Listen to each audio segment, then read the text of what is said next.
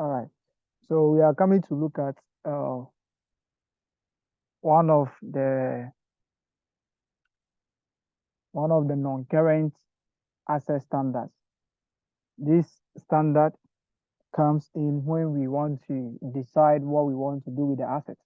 After acquiring the assets, we are going to classify it as a PPE, inventory, or investment property. But later, we may decide to do something with the assets. So this standard comes in if we want to do that particular thing with the assets. So the standard we are coming to look at today is non-current asset, which is the IFRS 5. Okay, non-current asset held for sale and discontinued operation. Okay, so a company may purchase a land which they want to use for administrative purpose. So initially, they are accounting for the land using PPE because they acquired the land for administrative purposes. Okay, the company might move on from that particular area to a different location and they now realize that no, they cannot use the land for administrative purpose again because they are moving from that side. So what would they do? They would like to what? Sell the land to another person. So they would like to sell the land to another person. So they have to advertise for the sale and they also have to maybe look for a buyer or something. So if the company decides to sell the land, the land will no longer be classified as a PP because they are no more using it as for their administrative purposes because they have moved from that particular location or that particular area. So they are now putting the land up for sale. So they are now putting the land up for sale. Which standard is going to regulate that particular decision? So the standard that is going to regulate that particular decision of the company to put up the land for sale is what we call the IFRS 5, non-current asset held for sale and discontinued operation. So the non-current asset held for sale comes in when the company decides not to use the asset for its purpose and they now decide to sell the asset. So if they decide to sell the asset must be in a condition that will be available for immediate sale. They have done everything so they can classify the asset as held for sale. So the held for sale comes in when the company decides not to use the asset for its purpose, but they want to sell it. They want to sell it. The held for sale is only used for an asset which carrying value will be realized through what? A sale. If the company wants to continue using the asset will be accounted for using the initial standard. So they want to continue using the asset. It means that it will be accounted for using PP, inventory, or investment property. But if the company decides to sell the assets, then the asset will be classified as held for sale. So the held for sale comes in when a company makes a decision to sell an asset.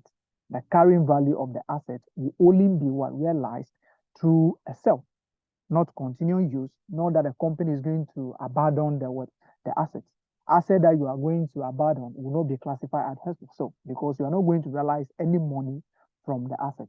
Held for sale comes in when a company decides to realize the carrying value of the asset through a sale.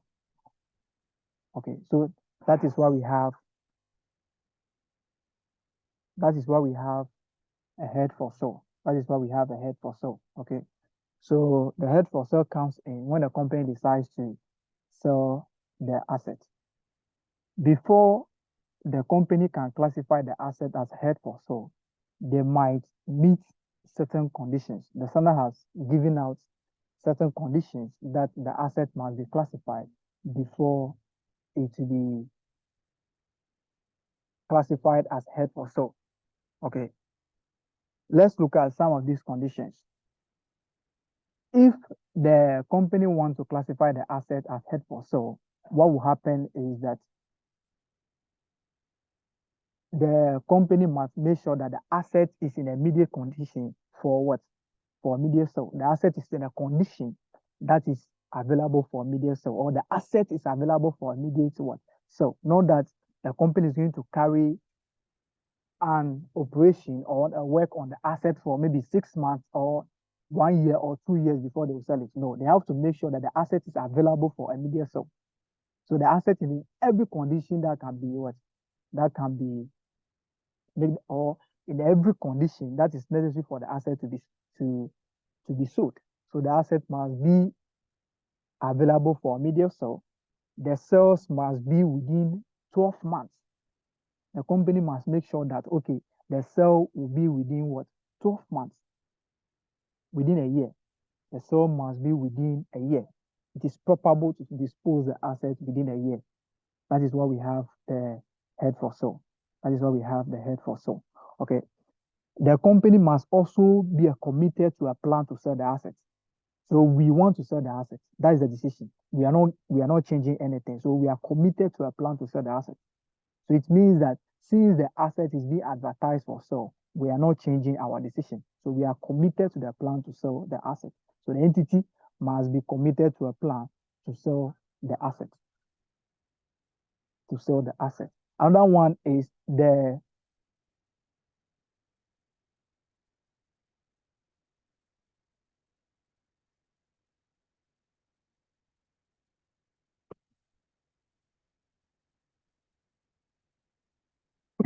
excuse me.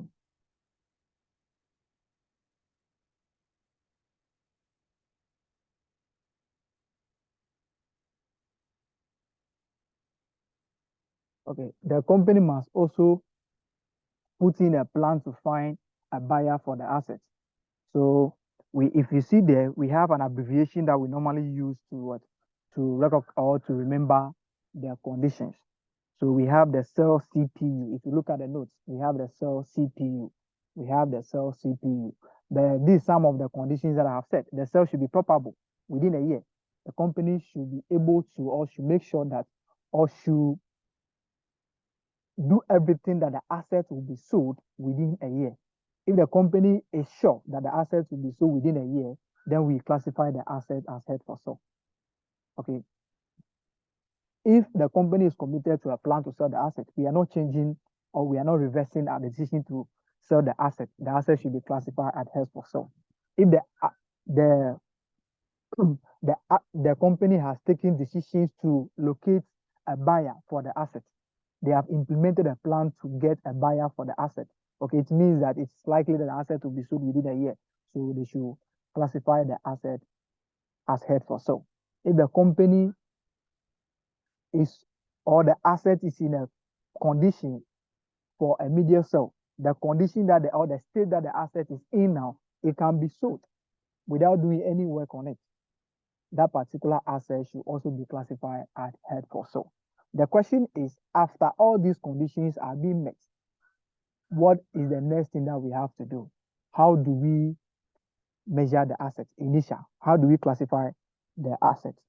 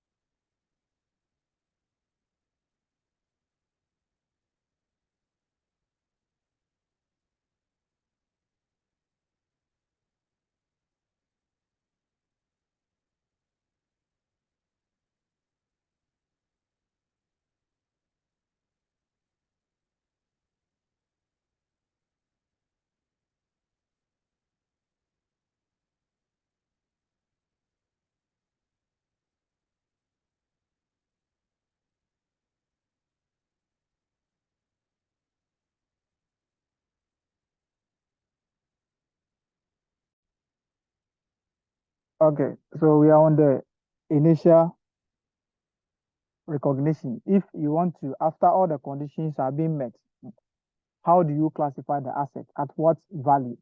At what value? So if you want to classify the asset should be classified at the lower, the lower The asset should be classified at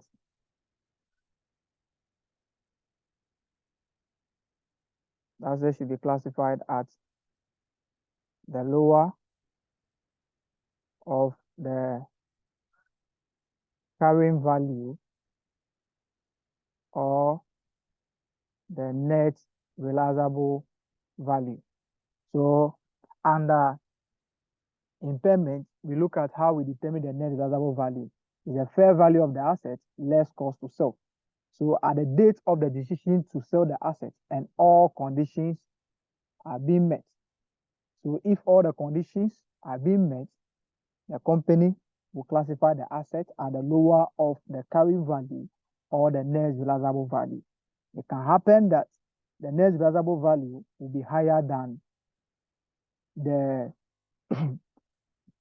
the carrying value. Then the asset should be carried at the carrying value.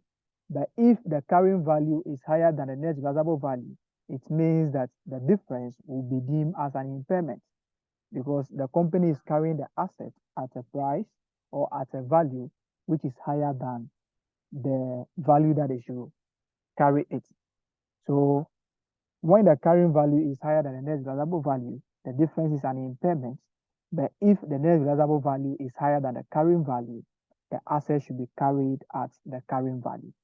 This only applies to when the asset is carried under the cost model. So the company can be carrying the asset as cost model and also the revaluation model. So if the asset is carried at the cost model, you classify the asset at the carrying value, the lower of the carrying value, or the net realizable value. Lower of the carrying value or the net realizable value. Okay. What if the asset is being carried at the revaluation model? Okay. At the date of the classification, the asset should be first what? Revalued to the fair value. Then after the revaluation, then you classify the asset as now held for sale. So if the asset is carried at the revaluation model, the first thing is revalue the asset at the date of the classification. After revaluing the asset,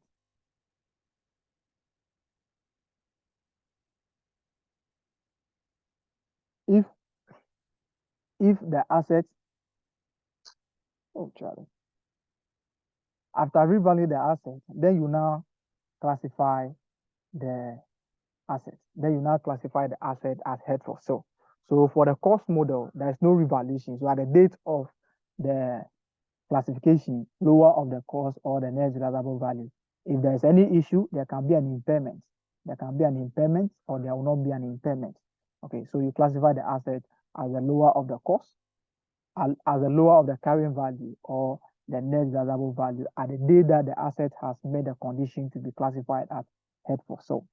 But if the asset is carried at revaluation model, at the date of the classification, first revalue the asset, then you immediately classify the asset as held for sale on that particular date. The classification will still be the lower of the cost or the carrying value. The lower of the cost or the carrying value or the carrying value. Okay, or the carrying value. One thing that you have to know is that if you decide to classify the asset as held for sale, the asset will be shown separately. It will not be part of the PPE again because we are no longer using the asset for administrative purposes. The asset will not be part of investment property because we are not using the asset for investment purposes again. The asset will not be part of what? Inventories because the asset was not purposely for resale. But the asset is going to be classified as held for sale, but a non-current asset. It will be a line item in the statement of financial position. It will be under current asset, which will be classified as held for sale. Held for sale. So that will be the what? The name of the asset attached to the amount. So it will be a line item in the statement of financial position, and it will be classified as held for sale under current assets. Okay. Assets that are classified as held for sale are not depreciated. We don't depreciate them. So after classifying the asset as held for sale, don't depreciate it. Don't depreciate it. So after classifying the asset as held for sale, We don't depreciate it. Okay, we don't depreciate it. All right. We also call something disposable group. We also call something disposable group. What we have talked about now is about single assets, where the company is having car that they are using for delivery and they want to what? Sell the car. So that is a single asset. But sometimes the company may decide to sell what we call a cash generating unit. So the company may decide to sell a cash generating unit. We have looked at what we call a cash generating unit, a lot of items coming together to generate cash flow. So the company might decide to sell what? A cash generating unit. So disposable group is those assets. It's a group of assets that will be what? Sold in a single transaction. So a lot of assets will be sold in a single transaction. The example is provision store. If you are selling the store, it means that everything in the store will be sold together with the store. With the structure itself, the physical structure will be sold. The light, the bulb, and everything will be sold together with the store. So in that case, that is what we call a disposable group. You can see that the company is selling a lot of assets in a single transaction. That is what we call a disposable group. Okay. The disposable group two, the classification is lower of the cost or the carrying value. But if you want to classify the asset as held for sale, a disposable group, what you do is that those assets that are carried at the revaluation model should first be revalued before you classify. So some of the assets will be classified or will be accounted for using revaluation model. At the date of the classification, revalue those assets first before you classify them. Okay. Revalue the assets first before you classify them. But you have to know that the classification at the date or at the date that you want to classify the asset as held for sale, the amount that you are going to attach to the held for sale will be the lower of the cost or the net realizable value. You pick any of them that is lower. That will be the value at which the asset will initially be what? Classified as held for sale. What about, we are saying that the sale should be within a year. What about after 6 months, the company decides to revalue the asset again, which you call the subsequent what? Measurement. The subsequent measurement, if the asset is carried out the revaluation model, you have to revalue the assets like a normal revaluation. If there is any losses first, the gain will be sent to what? To net the losses and the remaining one, like the way we treat the revaluation gain and revaluation loss, subsequent and initial.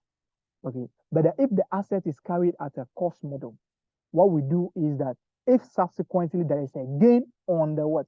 The remeasurement, what we do is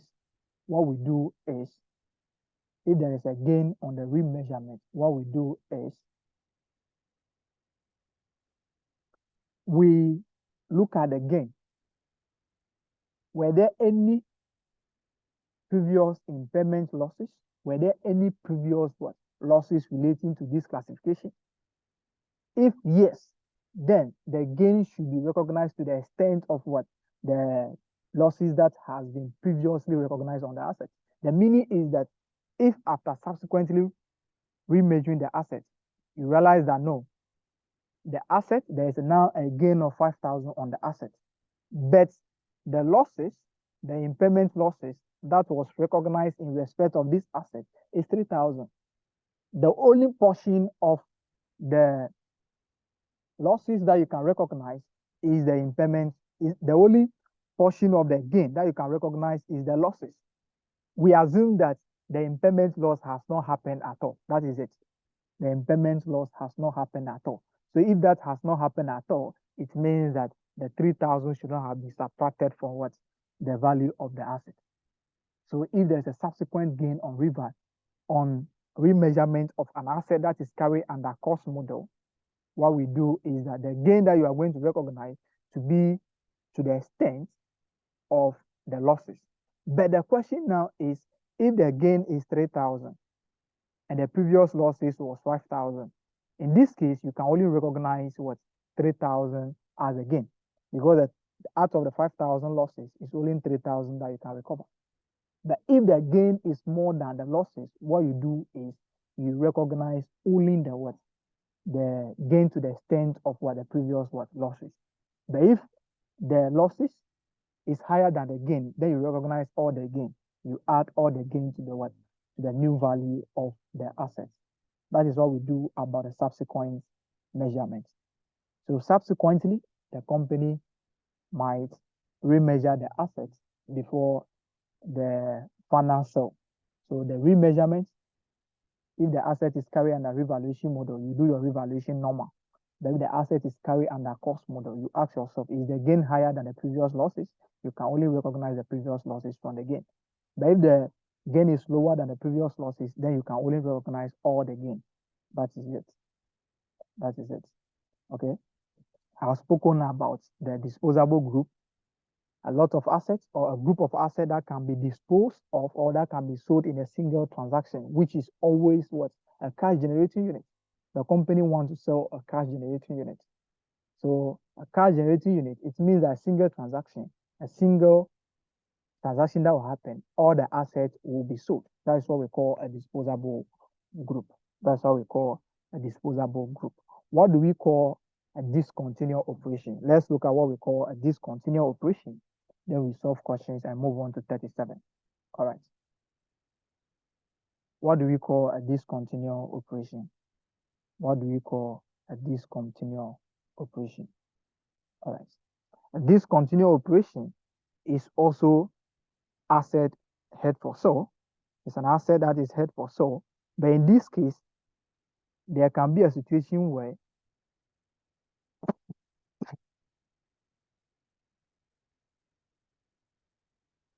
okay, so a discontinued operation is a component of an entity that either has been disposed of or is classified as held for sale. But what are those assets that is classified as a discontinued operation? As a discontinued operation. Okay, if the company acquire a subsidiary purposely for resale, it means that the company will not be operating a subsidiary again. So the subsidiary will be classified as a discontinued operation. But although it's part of the head for sale, but since the subsidiary is purposely acquired for resale, it means that the company will not be carrying out operation in that location again. So the company is going to discontinue the operation of that particular what? Subsidiary. So in that case, that should be classified as a discontinued operation. If the asset is closing down a division, but they are going to sell it. If they are closing that division, but they are going to sell it. Not that they are classifying or they are closing that division, they are not going to get any amount from it. If they are closing that division that they are not going to get any amount from it, that particular division will be classified as what? Assets that is what? Abandoned. Okay. So if you are not going to sell the asset for anything, you are not going to realize any amount from the asset or you continue using the asset, that asset will be classified as what? Asset that is being abandoned. Okay.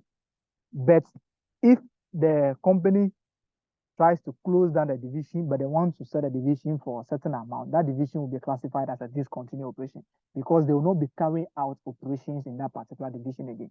So that will be classified as a discontinued operation. So the first one is represent a separate major line of business or geographical area of operation. So the company is having operation in a different country or a different what? Location. So the company itself is located in Kumasi, but they have a branch or a division in Accra here. So if the company decides to sell the division will be classified as a discontinued operation because we are not going to carry out operations in that particular division again or in that particular location again. So the asset will be classified as a discontinued operation. So it's a subsidiary acquired exclusively with a view to sell. So with a view to resell. So you acquire a subsidiary hoping that if there's any market, you sell it. It means that as soon as you sell the subsidiary, you're not going to, or as soon as you put up the subsidiary for sale, no operations will be carried out in that location of the subsidiary again. The subsidiary will be classified as a discontinued operation, or it's a part of a single coordinated plan to dispose a separate major line of business or geographical area of operation. So maybe you have area where you have a plan to sell the assets, but within that particular, or you have an area which is a subsidiary, but within that subsidiary, there's other subsidiaries again. Okay, so you can see that the other subsidiary is part of the plans to sell the actual subsidiary. So you can classify the two of them as a head for sale. That is what we call the head for sale. So sometimes they ask you, what is a head for sale? A head for sale is a component of an entity that either has been disposed of or classified as head for sale. And these are the conditions that should give you whether the asset should be classified as head for sale or discontinued operation. So represent a separate major line of business operation or geographical area of operation. A subsidiary which is purchased with the purpose of what? Resale. What do we call a component of what? Of an entity. A component of an entity is a part that has operations and cash flow that can be clearly what? Distinguished, operational and for reporting purposes from the rest of what? The entity. So a component of an entity is that particular portion of the entity or is that particular division that you can prepare a financial statement separately for them. They can generate cash flows on their own. They can generate cash flows. They can generate cash flows on their own. They can generate cash flows on their own. So that is what we call a component of an entity. Without wasting much time, let's look at some questions, at least two questions. Then, okay, no, we shouldn't jump to questions. I have something I want to say again. What if the company decide not to what? To sell the asset again? Or what if after a year, the asset is still not what? Sold. So if after a year, the asset is not sold, because the standard says that the sale should be within 12 months. So if after 12 months,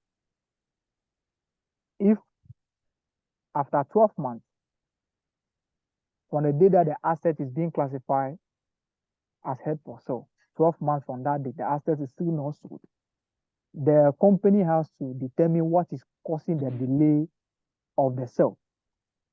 So though the standard says that the asset should be sold within 12 months, but if after 12 months the asset is still not sold, the company can still classify the asset as held for sale based on these two conditions.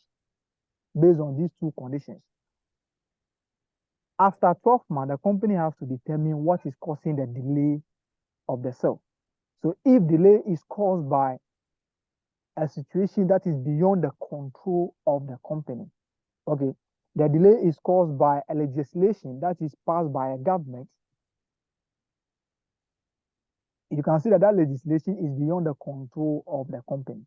So if the sale is caused by a legislation of the government, that is saying that those assets should not be sold within these 6 months, the first 6 months. It means that you can't sell the assets. So that particular legislation, you don't have control over it. You can't control it. It's something that's external to the company. So if the delay is caused by a situation that is beyond the control of the company can still classify the asset as held for sale.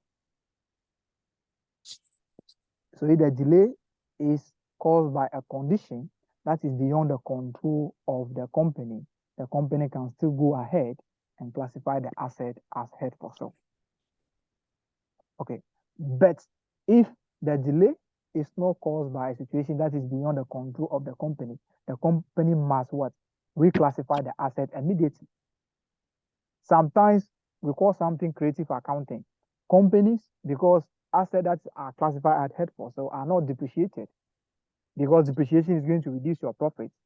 Accountants might make decision to classify the asset as held for sale so that they can increase the profit for that particular period, because no depreciation will be charged.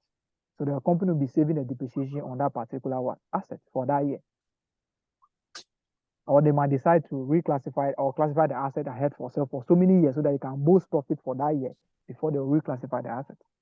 So the standard is saying that if the sales is not it's not within 12 months, the asset should be reclassified back as if the asset was not classified as held for sale. But there's exceptions to this particular rule.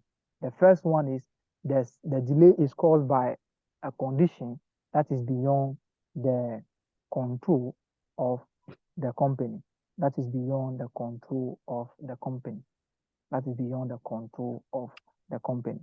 The next one is the company is still committed to a plan to sell the asset. So if after 12 months, the company is still determined, they are still committed to the plan to sell the asset. It's not something that is deliberate, that they want to classify the asset ahead for so that they will boost their profit for that year. But they are still committed to the plan to sell the asset. The asset should still be left as what? Held for sale. But if these two conditions are not there, the asset should be reclassified. So if there's a change to the plan, how do we reclassify the asset? The asset should be reclassified at the lower of the carrying value if the reclassification was not done. So it means that at the date of the reclassification, if the classification was not done at the date that we classify the asset ahead for sale, if the classification is not done, what should have been the carrying value of the asset at the day that we are changing the plan not to sell the asset? So it means that we charge the depreciation on the asset, where we account for the asset as if nothing has happened. So we account for the asset as if nothing has happened to determine the carrying value at the date that we want to change the plan. Then we compare that with the recoverable amount of the asset as at that date. The asset should be recognized at the lower of the carrying value or the recoverable amount at the date of the change. The carrying value will be determined as if the asset was not classified as held for sale. And at the date of the change, you determine the recoverable amount of the asset. And the asset will be classified at the lower of the two. That is all about the change to the plan.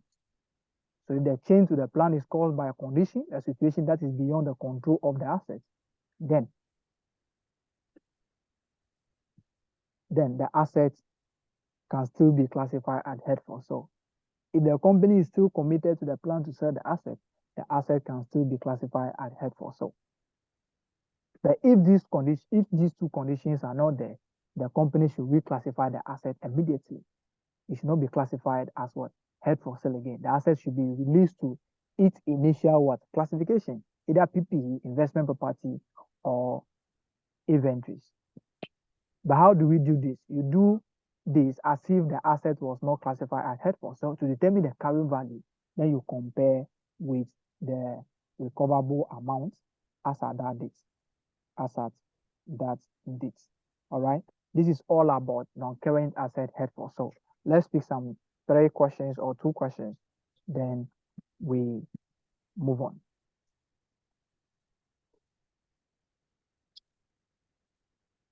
Let's pick question 10, tutorial question 10.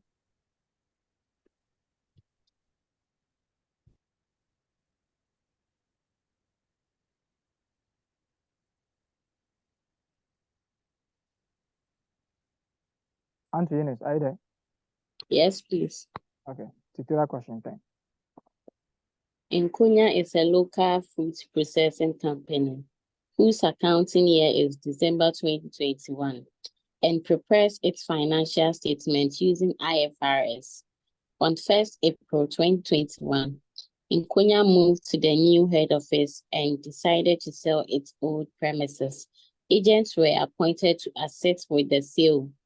As at 1st January 2021, the old premises had a carrying amount of 8.4 cedis. 8.4 cedis million. The old premises had cost 10 million and were being depreciated over their expected useful life of 50 years. The agent advised the directors that the market value of the premises at 1st April 2017 was 7 million Ghana cedis, and a commission of 1% value of the a commission of 1% was payable on sale. No entries have yet been made in respect of the old premises for the year ended 31st December 2021, but the sale was finalized on 10 January 2022 for net proceed of 6.8 million. Required, show how the property should dealt with the financial statement of Inkonya for the year ended 31st December 2021. Okay, thank you. So the first thing that you have to do is you have to determine the date that the company has made a decision to sell the asset. What is that date? What is that date? The date of classification is what? 1st April. 1st April. So the date of the classification is 1st April 2021, isn't it? All right. So at this date, what we have to do is we have to determine the carrying value of the asset and also the net realizable value. Then we pick the lower of any of the two.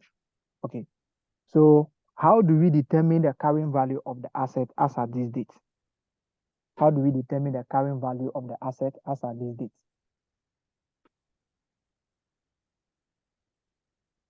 Were we given the carrying value of the asset as at this date?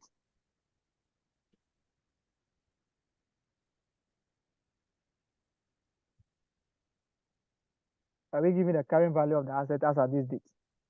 No, we're given a carrying value as at January 1st. Okay. So it means that the decision was made 3 months after the what? The start of the year, isn't it? Yeah. Okay. So it means that for us to get a carrying value, what are we going to do? We have to depreciate For how many months? for the 3 months. Okay. So can I say that the carrying value of the asset as at this date is 8.4 minus 10 over 50 times 3 over 12?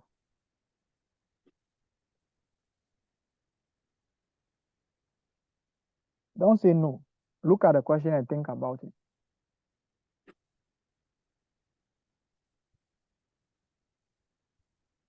Don't do your head like you don't know what I'm talking about. Look at the question. Think about it. Look at the figure. What was the original cost of the asset? 10 million. 10 million, which will be used over how many years? 50 years. 50 years. Okay. So it means that annual depreciation every year will be 10 over what? 50, isn't it? Yeah. But we are looking for only 3 months. So that will be 10 over 50 times 3 over what? 12. So it means that the 3 months is part of what? The 8.4. So let's just take the 3 months out of the 8.4, and that will give us the remaining what? Carrying value from April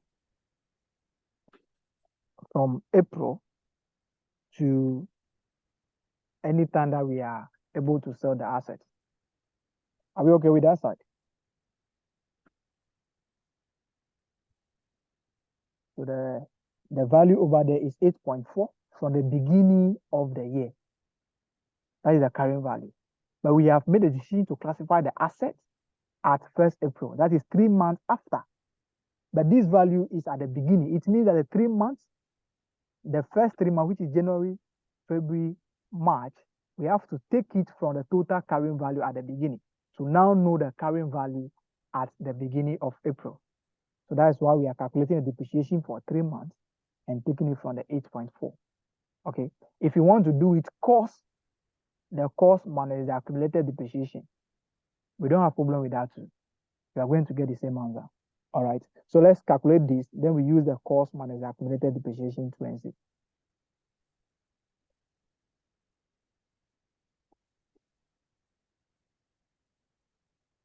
What are you getting?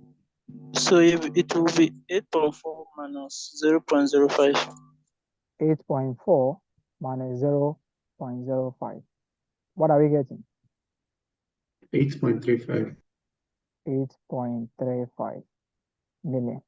Okay, let's do the other one, which is the cost minus what? Accumulated depreciation. Okay, as at the beginning of the year, what will be the accumulated depreciation? So carrying value will be the cost minus accumulated depreciation. So this is an alternative method. So the carrying value will be 10 million minus what will be the accumulated depreciation at the beginning. Then we add the 3 months to it. That will be what? 1.6. 1.6. Okay. How do you get a 1.6? The cost minus the carrying value. Okay, the cost minus the carrying value. But we are looking for the carrying value as at 1st April. So it means that we have to depreciate the asset for what? 3 months before we do this. And the 3 months will be 0.05. So we are going to have the carrying value is equal to 10 minus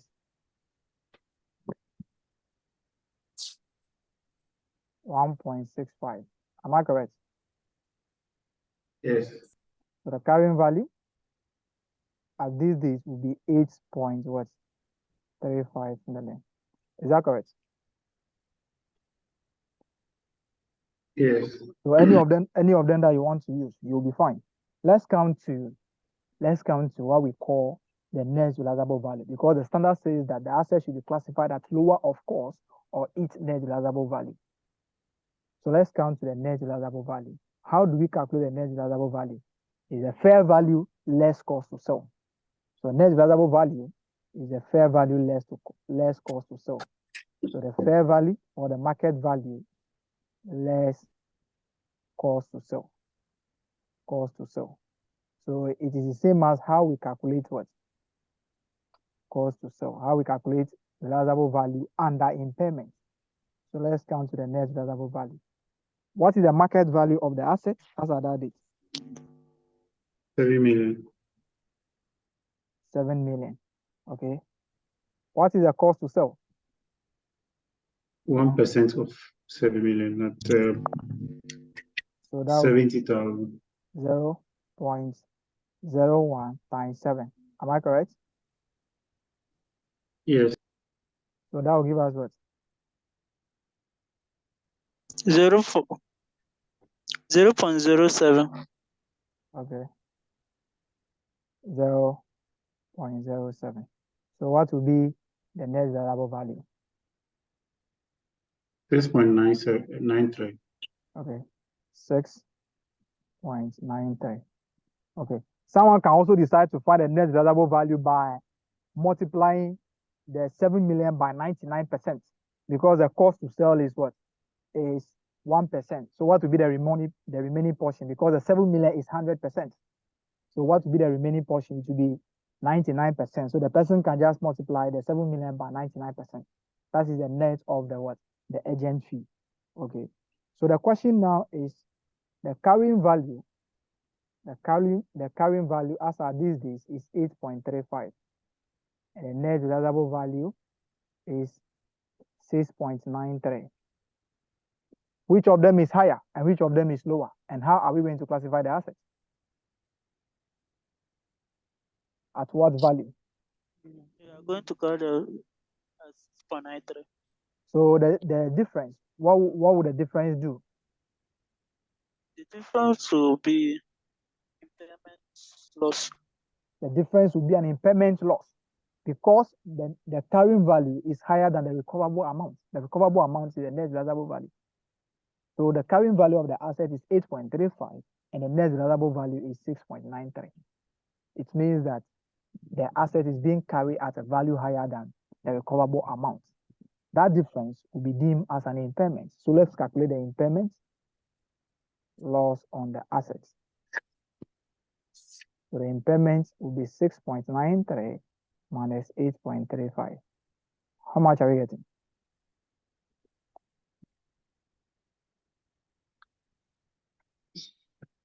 1.42. 1.42. Okay, so the 1.42 will be the impairment loss. Then the asset will now be classified at head for sale at the amount of 6.93, which is the lower. Okay, let's read the question further.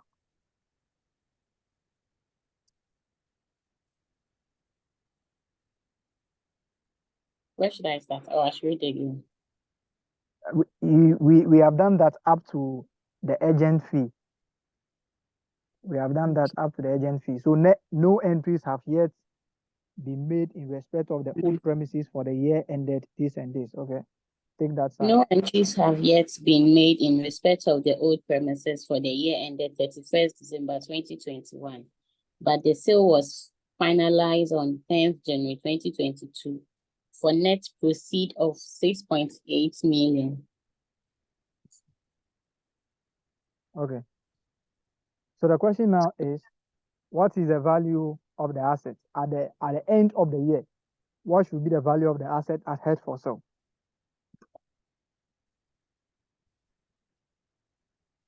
What at the end of the year, December 3rd, at the end of the year, 6.8 million. the value of the asset will be what? 6.93. 6.93, isn't it? All right. But the asset was sold on 10th January for how much?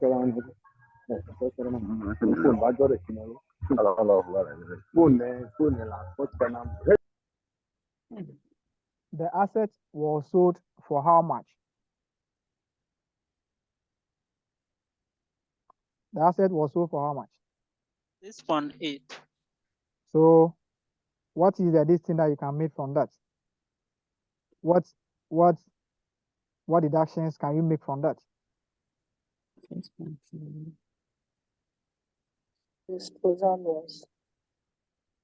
You can see that the asset was sold at a value lower than what? The carrying value, isn't it?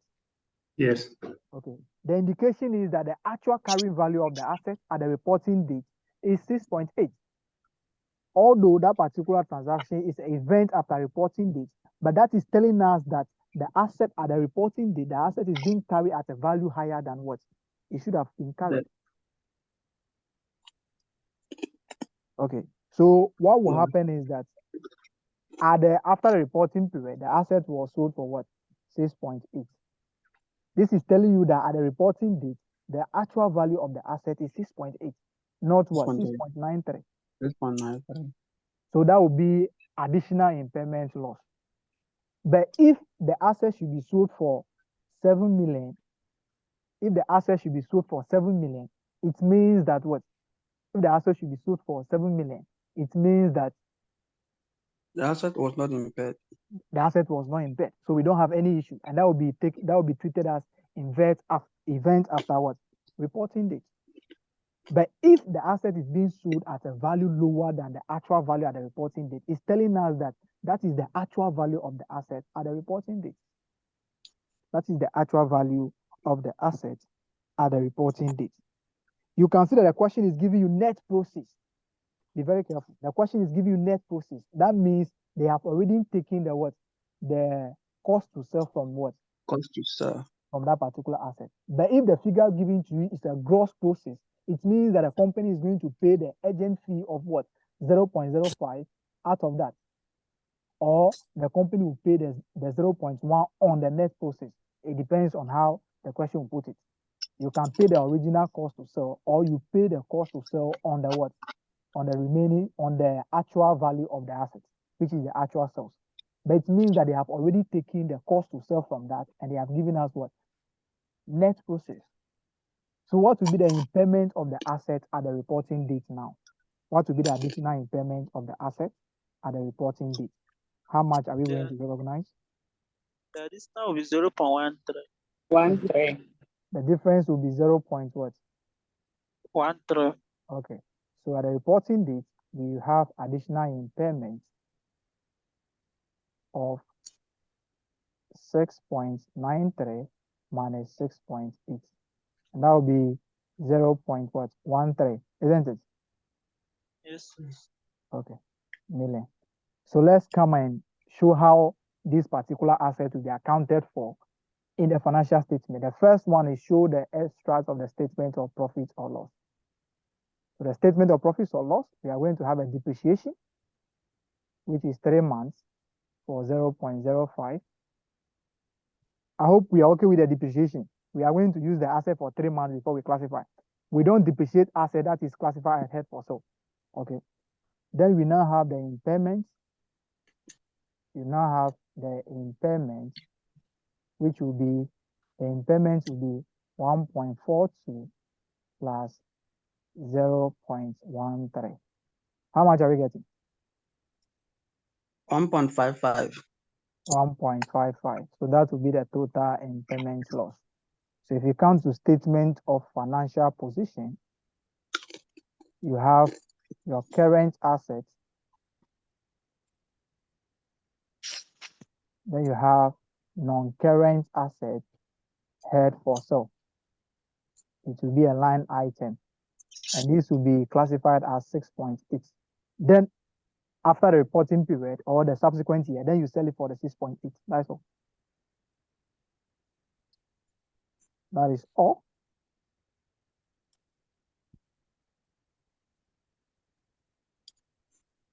All right, let's take the question 11.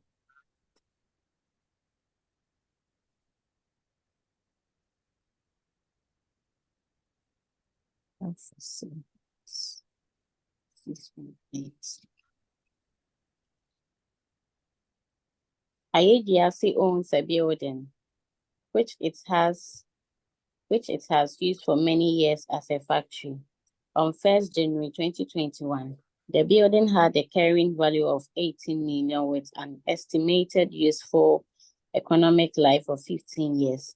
IAGRC uses the cost model under IAS 16 to account for buildings.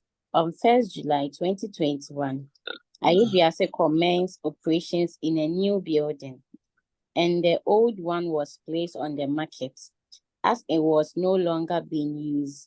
At 1st July 2021, the fair value of the building was determined at 16.5 million, with associated selling cost of 0.5 million, while the building's value in use was considered to be 15.4 million Ghana cedis.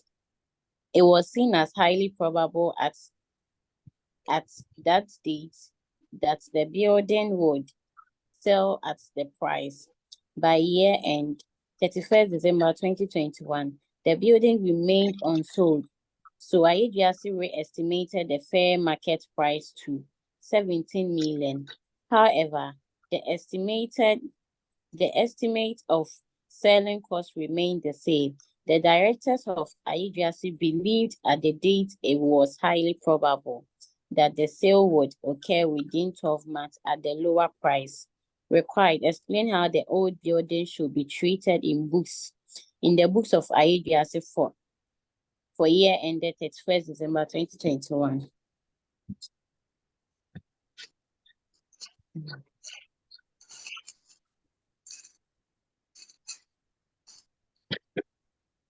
All Yes, right. I'm done. Yeah, but you are not Daniela.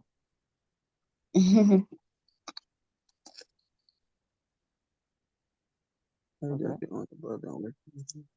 So that is question 11. Okay. How do we go about that question?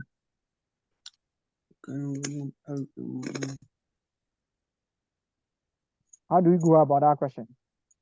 We first have to determine when the decision was made to what? To classify the asset as for sale. okay. So I do say if this is your hometown, pardon me, okay?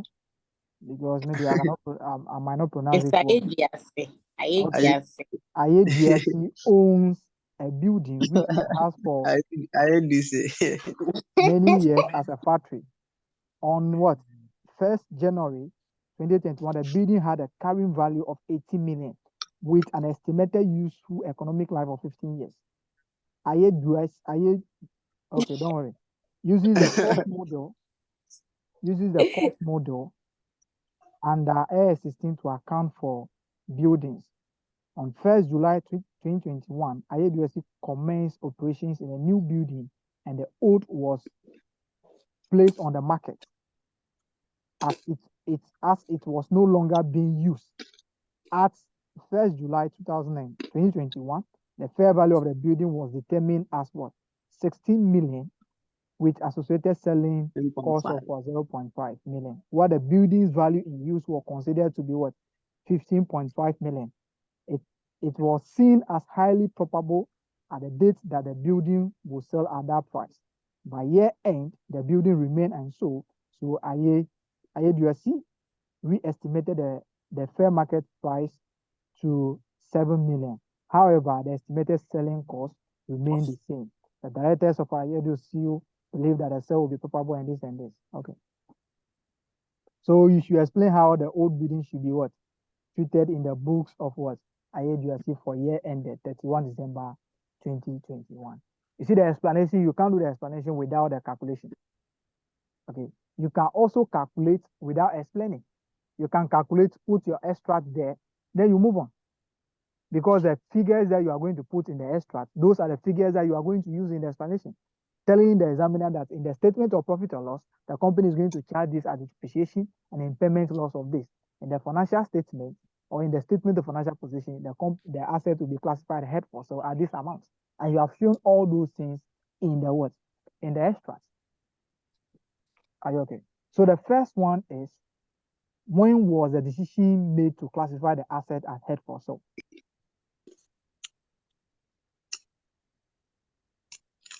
When was the decision made to classify the asset as head for sale? When was the decision made? July 1st. 1st January. Are you sure? Are you sure it's January 1st? July 1st. July. Yeah, it's July. On July 1st, IDOC commenced operation in a new building and the old building was placed on the market. Are you okay? So we have to find the carrying value of the asset as at that date. We have to find the carrying value of the asset as at that date. So it means that we have to find the depreciation for the asset for 6 months. Then we take it from what? The carrying value of the asset at the beginning of the year. Or we take the cost of the asset, then we subtract the accumulated depreciation up to the date of the classification. So the classification was done at 1st July 2021. So we have to determine the carrying value as at that date. But the question now is, are we giving the cost of the asset? But we are giving the carrying value, isn't it? Yes. So it means that if we subtract the 6 months for that particular carrying value, that will be the carrying value at the date of the classification. So if you are not giving the cost, the question will give you a carrying value with estimated what? Remaining useful life. So are we giving a useful life in this question? Yes. And the useful life is what? Is it 15 years? 15 years. 15 years. Don't assume that that is the total value of, that is the total useful life of the asset, because they didn't add remaining useful life. No, they say that the company has what? A carrying value of 18 million with an estimated useful life. So the 15 years is relating to what? To the 18 million. So our carrying value will be the 18 million minus what? 6 month depreciation, which will be the 18 over 15 times 6 over 12. From January to July 1 is 6 months. So what are we going to have? Carrying value 18 million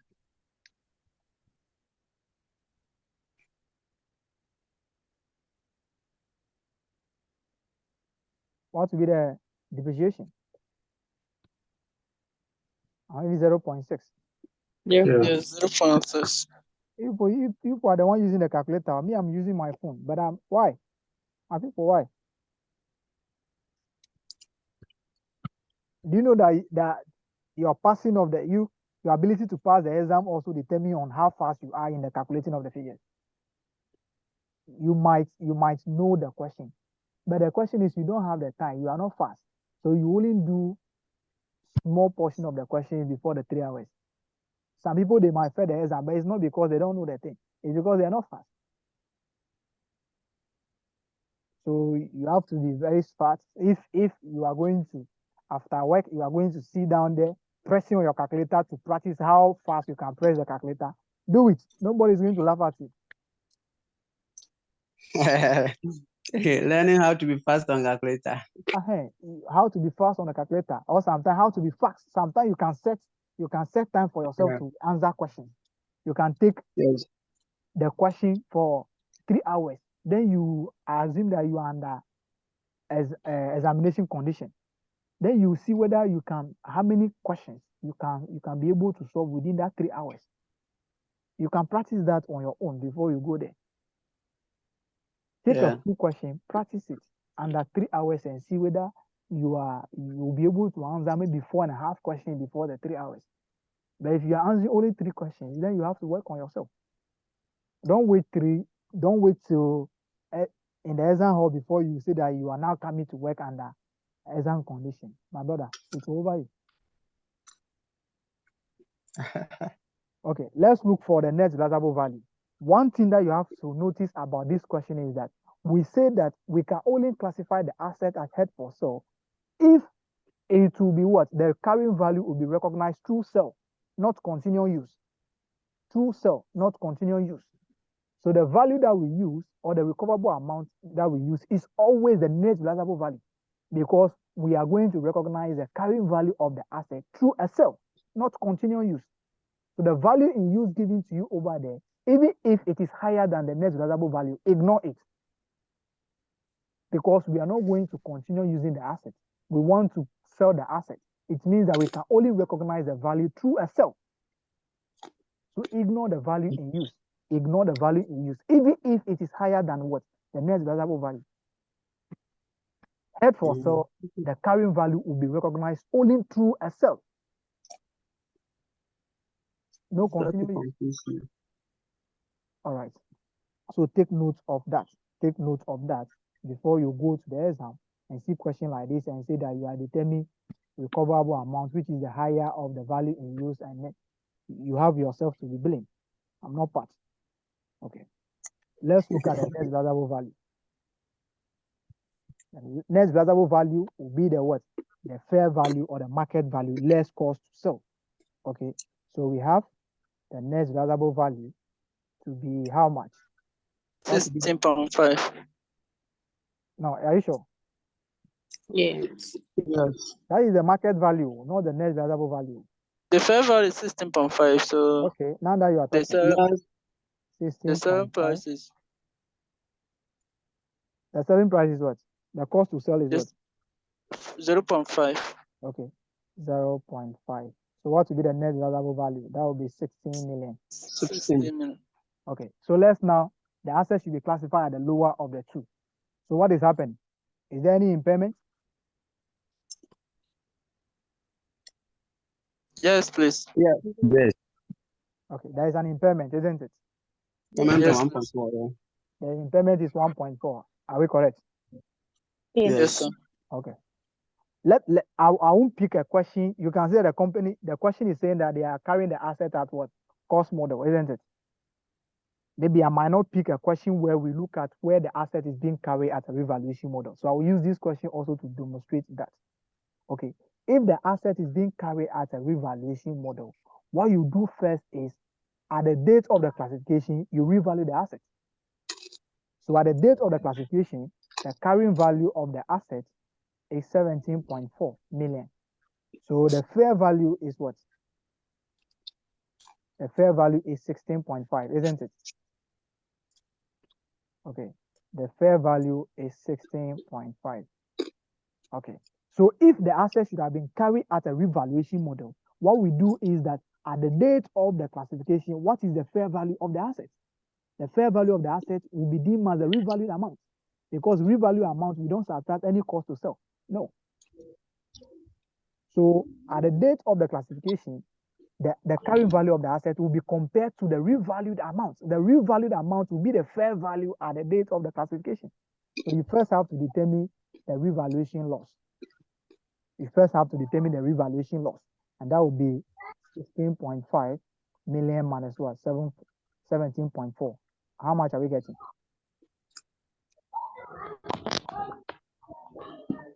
0.9. Okay, 0.9. This is the revaluation what? Loss. Then after revaluing the asset, you now classify the asset as what? Held for sale. How do you classify it? The lower of the cost, the lower of the carrying value, or the net realizable value. So after revaluing the asset, this will now become the carrying value of the asset.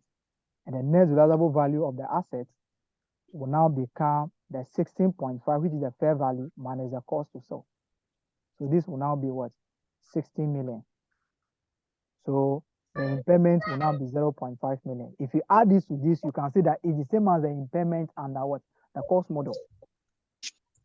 So if you are revaluing the asset, the impairment loss will always be the what? The cost to sell. If the asset has to be impaired, the impairment loss will always be the cost to sell if you are revaluing the asset. But mostly the question might not give you a single asset which is carried as a revaluation model. Okay, so this is about the revaluation model. Let's continue solving the question. Okay. Let's continue solving the question. So let's look at the impairment loss. Impairment will be 16 million minus 17.4 million. And that will be 1.4 million. All right, let's move on. Is there any subsequent remeasurement? Is there any subsequent remeasurement on the asset?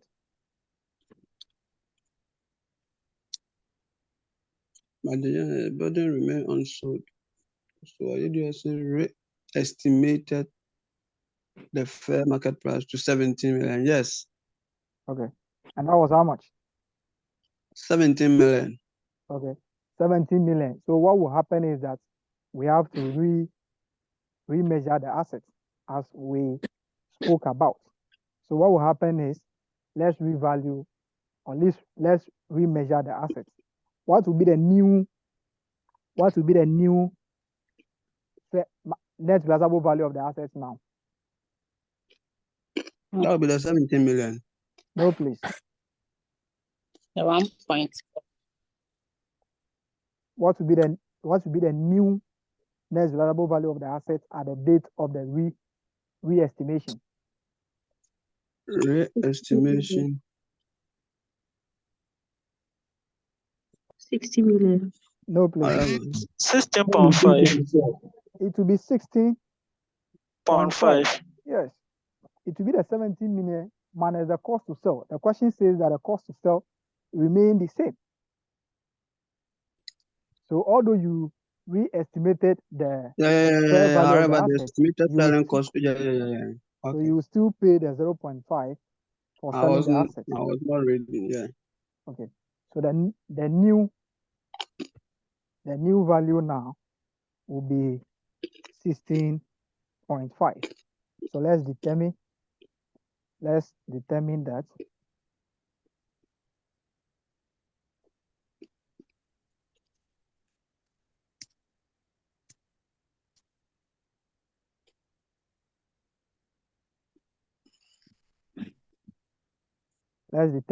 so at the date of, you have to know that asset that is classified held for sale is not what? Depreciated. So what will happen is that at the reporting date, 31 December 2021, we will now have our carrying value to be the 16 million. That is the carrying value. That is the lower. So we are carrying the asset at the net realizable value, which is the 16 million. But the net realizable value now will be the 17 million minus 0.5. That will give us 16.5. What is happening? The value of the asset has increased by what? 5. Okay. So we have a gain of what? 0.5 million. But the question is, what was the loss that was recognized in respect of this asset initially? 1.4. 1.4. So it means that we can recognize all the what? 0.5 as what? As a gain. Are you okay? Yes, sir. Okay. So let's come to the statement of profit or loss. I will show the extract together with the explanation. Okay. So the statement of profit or loss. The first one is you are going to have a depreciation for 6 months. And that will be 0.6 million. And we are going to have an impairment of, someone can decide to do 1.4 minus 0.5. We don't have any problem with that. And the person will show 0.9 as a net impairment. Or the person can show all the impairment of 1.4 and show the gain also separately. Okay, so the explanation would be the company has to determine the carrying value and then the net realizable value of the asset at July 2021, which will be 17.4 compared with what the net realizable value of 16 into bracket 16.5 minus 0.5. Then the asset will now be classified as 16 million, which the company has to recognize an impairment loss of 1.4. At the reporting date, the company must remeasure the assets to the new market value now, which will be the 16.5 compared to the carrying value of the asset as at that date, which is the 16 million, because the asset was classified as 16 million at the date of classification. So that is the carrying value of the asset. Compared with the 16.5, there will be a gain of what? 0.5 million. And this gain should be recognized in full because the subsequent impairment loss was 1.4, which is higher than the gain. That is all. Then if you come to the statement of financial position, the assets should now be brought to the new what? Value, which will be current asset. It will be classified as current asset, which is held for sale. So that will now be the 6.5. So that is all. That is all about this question. That is all about this question. The 16.5 or 6.5? Sorry. 16.5. Let's pick question 9, where there was a change to a plan. Okay. Let's pick question 9. We'll pick question 5. Then we move on to provisions. Okay.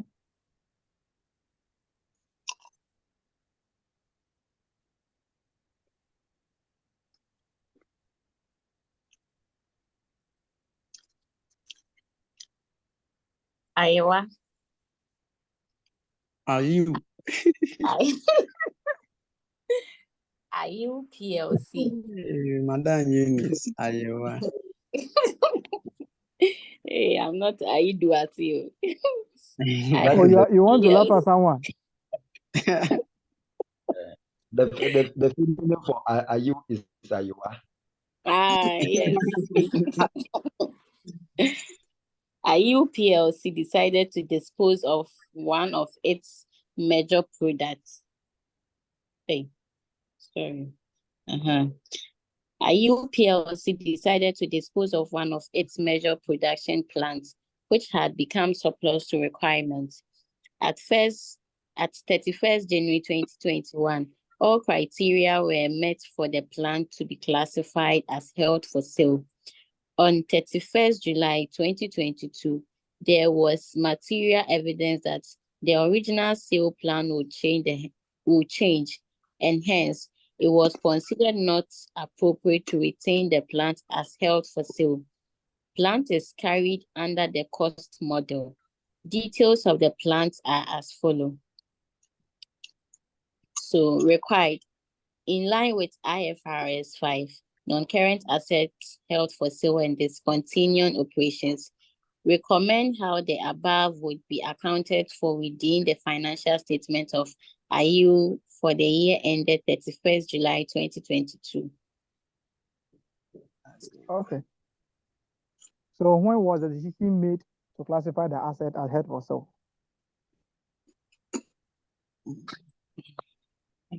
31st January. 3rd July Okay. 2022. Okay. Are you sure it's 31st July? January. January. It's 31st January 2021, isn't it? Yes. Okay. So the question is, what do? We determine the carrying value as at that date. We determine the carrying value as at that date. And also, so that is question 9. We determine the carrying value as at that date. We determine the carrying value as at that date.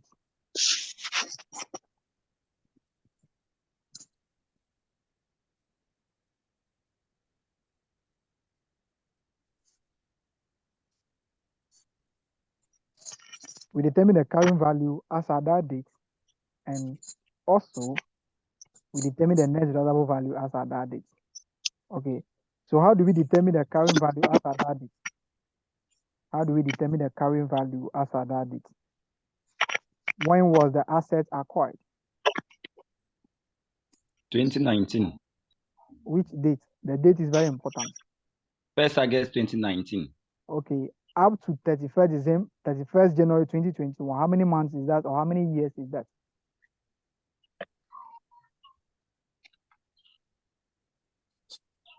Yes.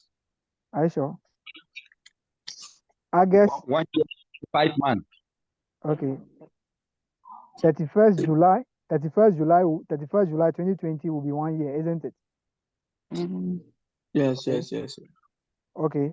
31st July 2020 will be 1 year.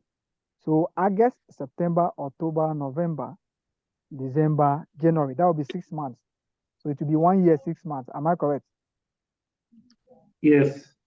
Okay. So let's determine our carrying January. value as at 31 January 2021. If you are not sure, count your hands.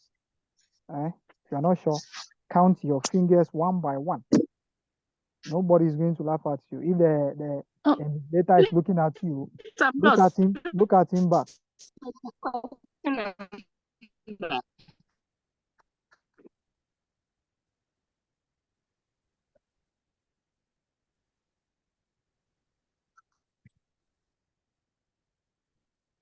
Is a person talking to me?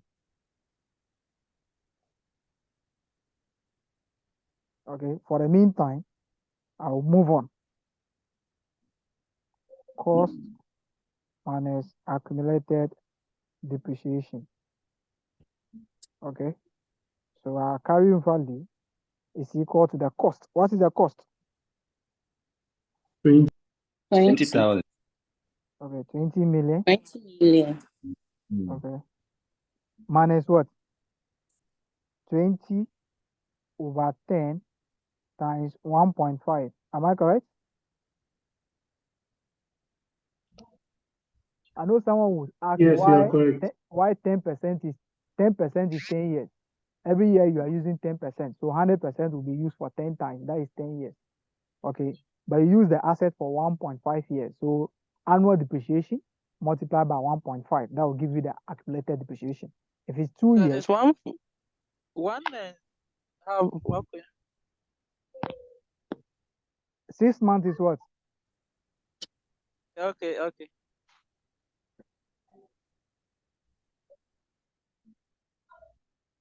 So our carrying value will be what?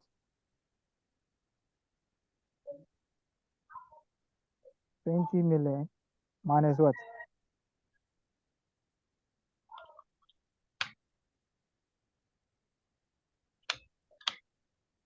Is it going to be 3 million? Yes. Okay. So carrying value will be 17 million. All right. So the question now is, what is the net realizable value as at this date? The net realizable value will be the fair value, which is the 14 million minus what?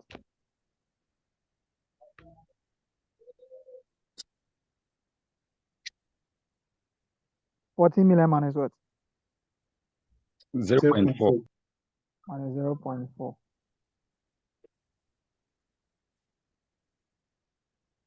So the net realizable value will be 13.6. 13.6 million.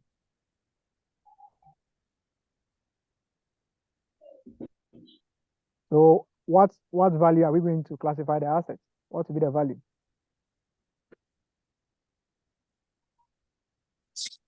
13.6.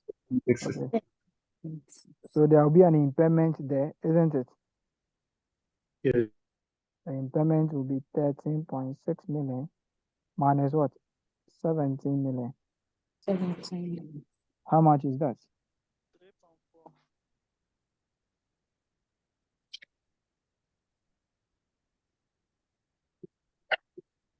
3.4. 3.4. Okay. 3.4. So the asset will be classified from January, the asset will be classified as what?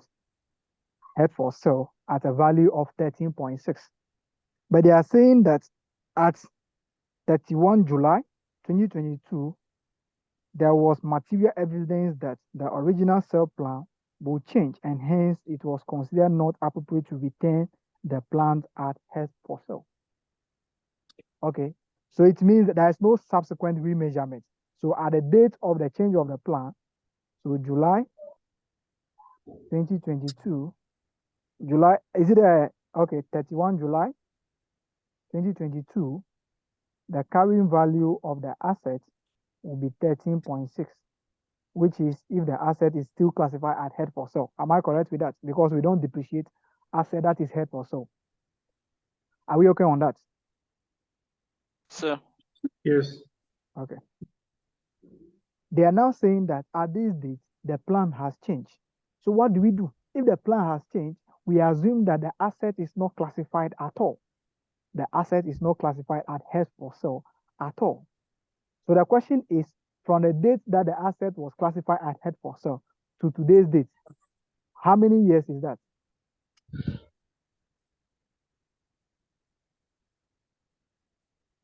If the asset is not classified at all, or from the date of the classification to the date of the change of plan, how many years is that? 18 months. 18 months, which is the same as what? 1.5 years, isn't it? Yeah. Okay. It means that if the asset was not classified at all, we should have used the asset from the date of purchase to 31 July for 3 years. Am I correct with that? Yes. Okay. So what you do is that you find the original carrying value of the asset, assuming that the classification was not done at all. So if the classification was not done at all, from the date of purchase to the date of the change of the plan, what would have been the carrying value of the assets? The carrying value would have been the 20 million minus 3 years depreciation. Because from August 2019 to 31 July 2022, that is 3 years. So if the asset was not classified at all, what would have been the carrying value of that particular asset? So you find the original carrying value, which will be determined as 20 million minus 20 over 10 times 3. So this will give us 20 million minus, would that be 6? Yes. So we are going to be having 14 million. That means if the asset is not what? Classified at all as held for sale. But what we say is that at this date, the asset should be carried at the lower of the carrying value or the net worth or the recoverable amount or the net realizable value, which will always be given to you at the recoverable amount. At this date, what is the recoverable amount? 15.2. So the 15.2, the recoverable amount will just be given to you to see whether the asset has impaired or not. So you can see that the asset has not impaired, isn't it? So at the date of the reclassification, the asset will now be classified as what? 14 million. But the question is, what is the carrying value of the asset in the financial statement of the company? It is 13.6. That means they still have the asset at held for sale, which is 13.6. But in actual sense, if the classification was not done, the value of the asset should have been what? 14 million. Should have been 14 million. So how much do we add to the 13.6 now to make it 14 million? How much do we add to the 13.6? Now make 0.4. it 14 million. 400,000. So the carrying value will be 13.6 plus 0.4, isn't it? Will be 0.4. So the only thing is the impairment that you'll be reversing, the impairment that you'll be reversing will be 0.4 million. You can see that the asset has impaired for what? The asset has impaired by what? 3.4. But within that 1.5 years, we didn't charge depreciation. If we should have charged depreciation on the asset, The depreciation should have been 3 million, but we didn't charge the depreciation. So since we assume that the asset was not what classified as held for sale, it means that that period of 1.5 years when the asset was classified as held for sale, we should have charged depreciation for that year too. So the depreciation will be what? 3 million, which is the same as the 1.5 years. It was 3 million. So depreciation will be 3 million, which is part of the what? The impairment loss. So the impairment loss was taken to profit or loss. So it means that included in that particular impairment loss, it is a 3 million relating to the period that the asset was not what? Depreciated. So we should have charged the depreciation of 3 million, but we charged 3.4. That is why we are reversing the excess of the what? The 0.4 million. So if there's a change to the plan, what you do is that you assume the classification was not done at all. So you calculate the normal carrying value of the asset at the date that there's a change in the plan. You compare with the what? The carrying value of the asset when the asset is classified as held for sale. So the carrying value will still be the 13.6 because we don't depreciate the asset. Then what should have been the carrying value if the asset was not classified as held for sale? This is the carrying value. How much do I have to add to the carrying value when the asset is classified for as held for sale to now get the actual carrying value when the asset is not held for sale? That is the amount of the impairment that you are going to reverse. So you debit the asset by 0.4 and you credit what? Profit or loss. You credit profit or loss. You credit profit or loss. All right. How would the above be accounted for in the statement of financial position? So at the date of the classification, the asset should be measured at lower of the cost or lower of the net realizable value or the carrying value. So which is 13.6. So the asset will be impaired by 3.4 million. At 31 July 2002, the plan has been changed. So this will be accounted for as if the asset has not been classified as held for sale.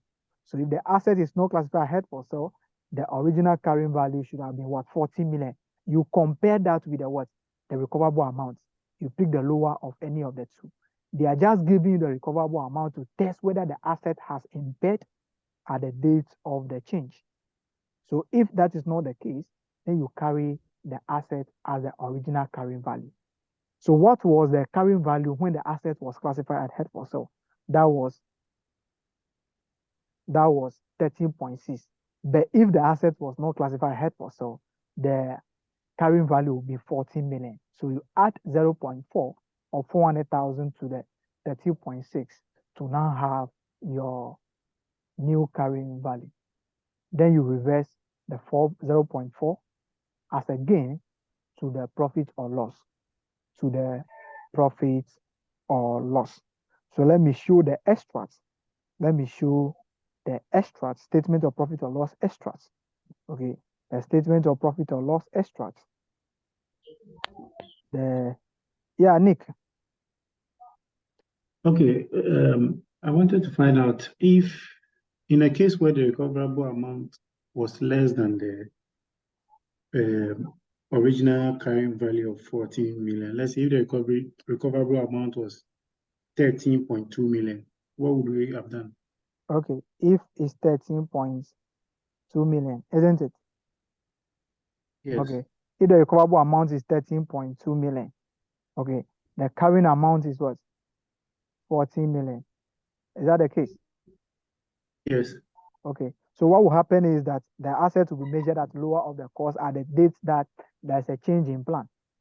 So what will happen is the asset will now be carried at what? 13.2, and there will be an impairment of 0.8 million. There will be an impairment of what? 0.8 million. But in the current, there will be an impairment of this one, 0.8 million. That is, this impairment is relating to purely what? If the asset is not classified as held for sale. So if the asset is not classified as held for sale, the carrying value should have been 14 million. And we test for impairment on that date, and that is 13.2. So the asset will impair by 0.8 million. So what you do is you charge 0.8 million to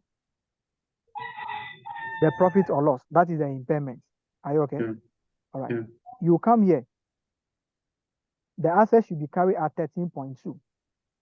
But what is happening here? 13.6. 13.6. So it means that we need to reduce this value by what? 0.4, isn't it? Yes. Okay. So what will happen is that you see 0.8 impairment over here. The 0.8 impairment over here. We assume that it's already part of what? This particular impairment. It's already part of what? This particular impairment. Or what will happen is, okay, it's not part of the impairment here because this will be 3.5 as the depreciation. Then the reduction, which is the impairment over here, will cover the 0.4. Okay, so this is the total impairment for that particular year. So this will now be a new impairment. Sorry, this will now be a new impairment. But what you do is that you have to come and reduce this particular value by what? You have to come and reduce this particular value by what? 0.4, isn't it? So 0. Yeah, 0.4. Yeah, Okay. 0.4. So what will happen is that you go to your non-current asset head for sale, you remove what? 0.4 million from it. 0.4 million from it.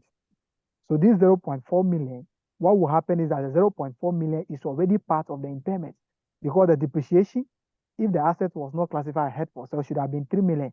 But the impairment that we charge is what? 3.4. The impairment that we charge is 3.4.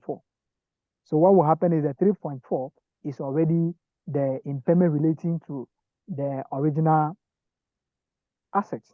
The original asset. So we recognize a further impairment of what? 0.8. We recognize a further impairment of 0.8. So if the recoverable amount is lower than that, what you do is that there will be an impairment. Compare the carrying value with the recoverable amount. So that is an impairment of 0.8. But the question is, in our books, what are we having? We're having 13.6, but the asset should have been carried out 13.4. 13.2. So 13.2 rather. So go and subtract the 0.4 from your carrying value to have your 13.2. That is it. So the recoverable amount is just giving you an impairment, a further impairment loss. A further impairment loss. It's just giving you a further impairment loss. Okay. Okay.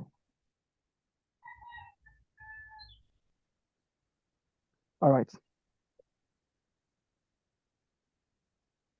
Yeah, Benjamin.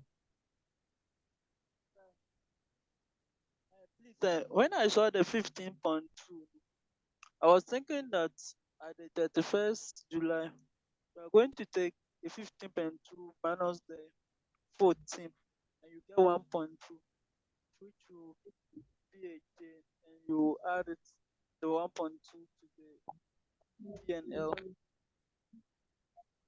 How do we So calculate that's how do we calculate the impairment, the recoverable amount?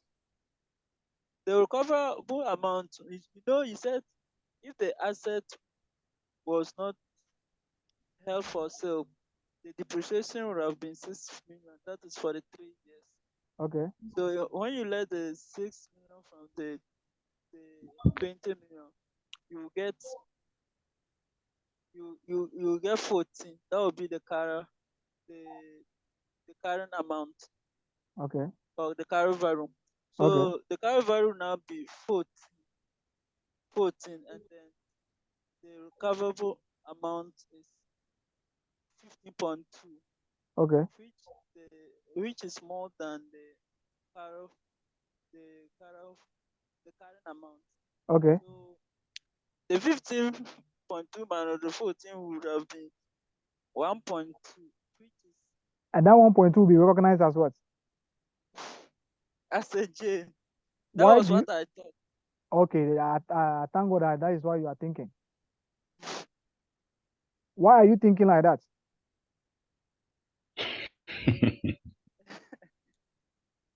So that's what I thought. So I'm fine. No, But the question is states that the asset is carried under cost model. okay. All right. The only time that they will give you a recoverable amount is to determine whether the asset has impaired or not. If there is no impairment, fine. That is all. The asset will still be carried at the carrying value. Okay. Thank you, sir. But the question says that the asset was carried under cost model. So if it should be under revaluation model, I will consider that you are picking the recoverable amount as a revalued amount. I will consider. But this is under cost model. So the recoverable amount over there is given to you to determine whether the asset has impaired or not. So if there is no Okay. impairment, we still carry the asset as a carrying value. We just want to know whether the carrying value is higher than the recoverable amount. But if the carrying value is lower than the recoverable amount, fine, we are okay with it. We are not carrying the asset at a price which is higher than the value that we should get from it. That is it. Let's take the final question. Then we move on to provisions. The final question is question 5. Let's take that question 5 over there, which is a disposable group. Question 5 is a disposable group.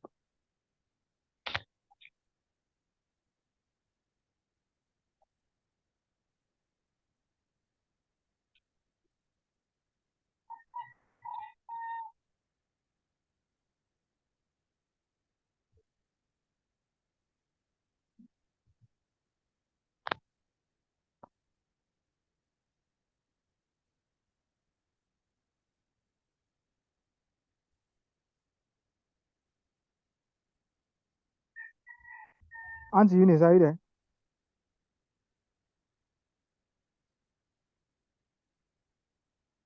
I'm reading. Oh, hey, can't- I I didn't know can't- I was muted. Sorry. My kind son. Belco Limited acquired all the equity shares in Jamila Limited on 1st January 2018 for a consideration of 1,250 million. The carrying amount and the fair value of the identifiable net assets at acquisition were 1,230 million. On 31st December 2020, Belco Limited was in the process of selling its entire shareholding in Jamila Limited. And so it was decided that Jamila Limited should be treated as a disposal group held for sale in accordance with IFRS 5 as a non-current asset held for sale and discontinuing operations at the date. The carrying amount of Jamila Limited's net assets before classification as held for sale at 31st December 2020 in the individual statement of financial position are as follows. Property, plant, and equipment, intangible or including goodwill, current assets, non-current liabilities, and current liabilities. The group has a policy of revaluing its property, plant, and equipment in accordance with IAS 16, property, plant, and equipment. There have been no revaluations or any. Other gains or losses included within Jamila Limited different components of equity since the date of acquisition as the carrying amount was deemed to be close enough approximation of its fair value. However, on 31st December 2020, property with a carrying amount of 330 million was considered to have a fair value of 340 million. No adjustment has yet been made for this fair value. The total fair value less cost to sell of the disposal group at 31st December was estimated to be 1,220 million. There have been no previous impairment to the goodwill of Jamila Limited. Recommend to the directors of Belco Limited how the above transaction should be accounted for in the consolidated financial statement as at 31st December 2020, including financial statement extract in accordance with relevant international financial reporting standards. Okay. Before we tackle this question, I want to say something. You see, if you are disposing a disposable group, if you want to sell a disposable group, the cost of sales that we consider is for the entire group. You are disposing the entire group. So sometimes the question can give you the cost to sell for individual asset. Don't consider that. We don't consider the cost to sell for the individual what asset. We consider the cost to sell for the entire disposable group. So the question can give you that the PP has a fair value of this less cost to sell. No, don't consider their cost to sell as part of the cost to sell. We take the cost to sell of the entire group, the entire disposable group, because we are disposing the group as a one.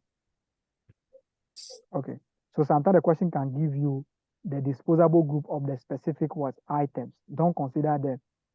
We consider the cost to sell of the entire disposable group, Let's come here. The company acquired what? A subsidiary on January 1, 2018 for consideration of what?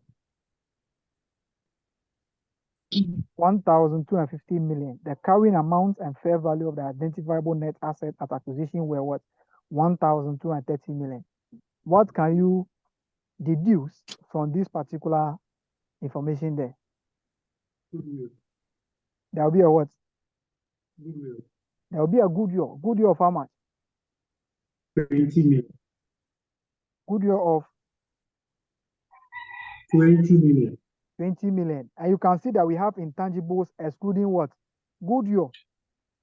So it means that the goodwill on acquisition is not part of that intangibles there.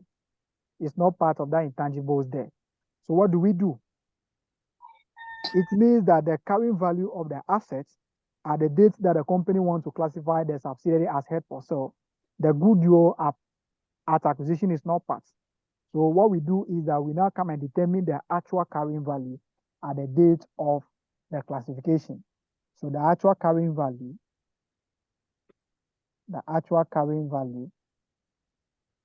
at December 31 will be, let's get them one by one. What is the first item? Property, plant, and what? Equipment. So property, plant, and equipment, the question is saying that it has been what? There is a property or there is an item of property and plant which has a carrying value of what? 310 million, but was revalued to what? 340. What can you see there? What can you see there? The property, plant, and equipment. What will be the new value? What will be the new value at the date of what? Classification. I said that those assets that are carried at fair value model or revaluation model at the date of the classification, they should be fair value. They should be revalued before you classify them. So it means that the actual value of the property, plant, and equipment will be the 836 plus the what? The 10 million gain, which is the revaluation surplus, because the revaluation surplus is not part of the 836. Okay. So what you have is you have 846. This is a carrying value as at that date. Let's come to the intangibles. The intangibles will be the carrying value there plus the goodwill. So 584 plus 20 million. What are we getting? I'm getting 604. Is that correct? Okay. Let's come to current assets. What is the current asset there? 584. Yeah, Nick.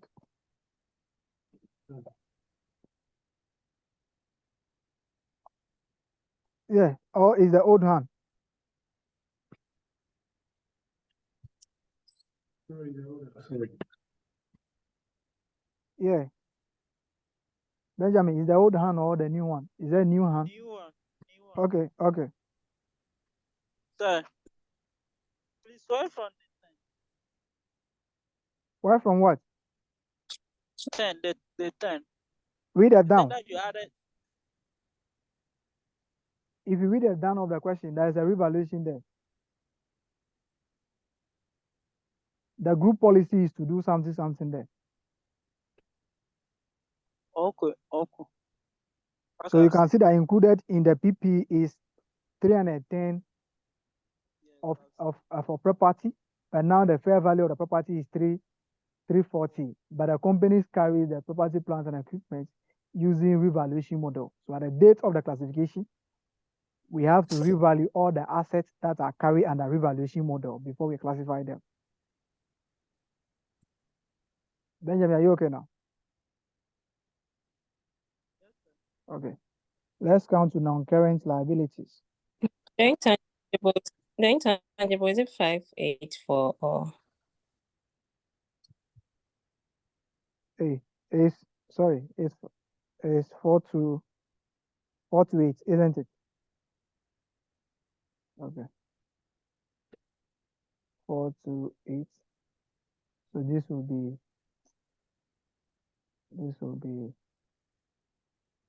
448. Am I correct?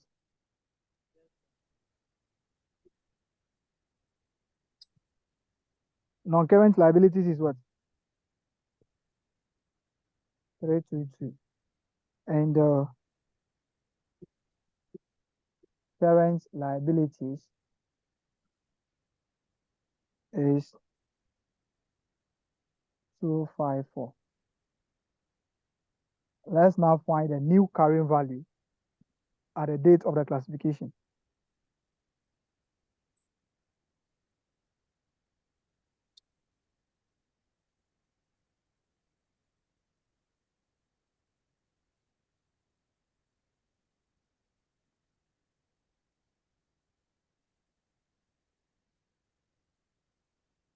What are you getting?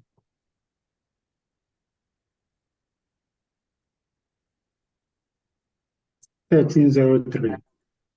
1302. Okay.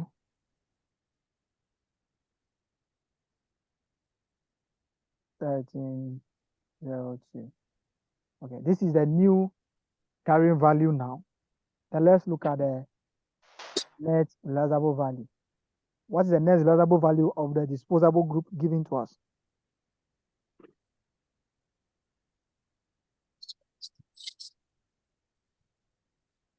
$1,220. 1,220 million. So what is happening? Is the carrying value higher than the net realizable value? Yes. So we are going to be having an impairment of 1220 minus 1302. How much will be the impairment loss? 82. 80 what? 2. Yes. Okay. So how do we share this impairment now?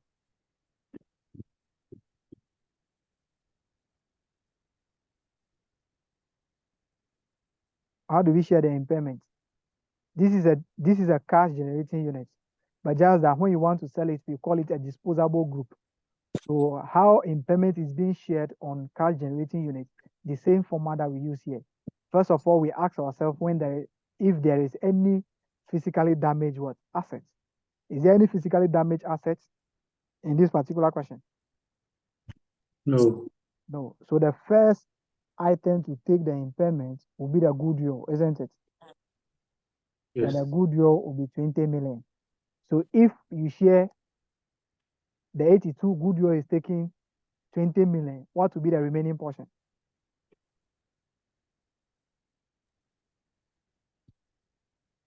What will be the remaining portion of the impairment? 62. Okay, that will be 62. So you can see that the current assets are at their recoverable amount. It means that is their net realizable value. There is no impairment on them. Current liabilities and non-current liabilities, nothing was said to them or nothing was said about them. So that is also their recoverable amount. So the only asset that we assume that they have impaired will be the PPE and intangibles, because nothing was said about the current asset they have given us at their recoverable amount. That is the amount that you can take from it. So there is nothing that is going to be reducing it. There is no impairment on the current assets. The liabilities, nothing was said. There is no impairment. So we assume that those assets that can literally or that can naturally impair are the ones that is having the impairment loss of 62. So this 62 will now be shared among the PPE and the remaining intangibles. So the impairment loss will be shared like this. Okay, PP will now be having 846 divided by 846 plus 428 because the 62 will be shared among the PPE and the intangibles. But included in these intangibles is 20 million, which is already subtracted. So goodwill has already suffered the impairment loss. So the 20 over here is already taken into consideration. So we share the impairment loss to the remaining what? 428. So this will now be times 62 million. So 846 So you get 41.17. 41.17. Let's run into the nearest what? Million. So 41. Okay. So that will be 41 million. And the intangibles will be what? You can just subtract the 41 from the 62. What are you getting? 21. 21. So that is how the impairment will be shared. That is all about how the impairment will be shared.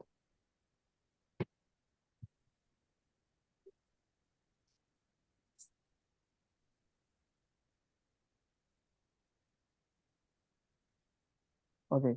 So the intangibles will be the intangibles will suffer impairment of the intangibles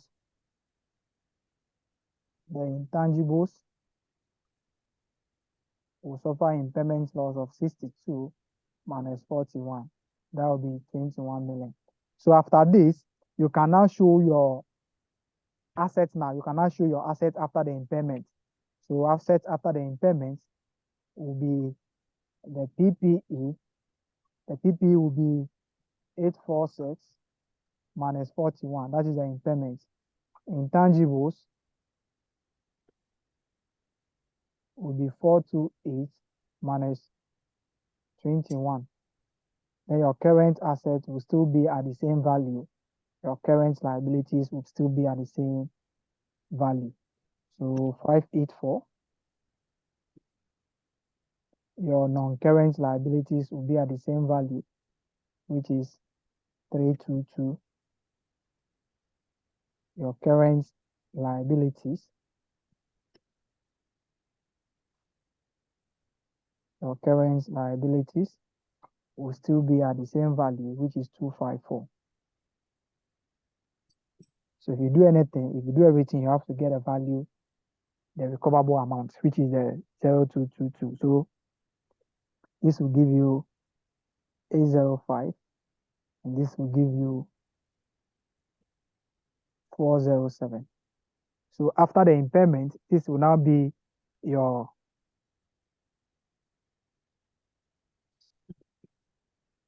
carrying value, your recoverable amount.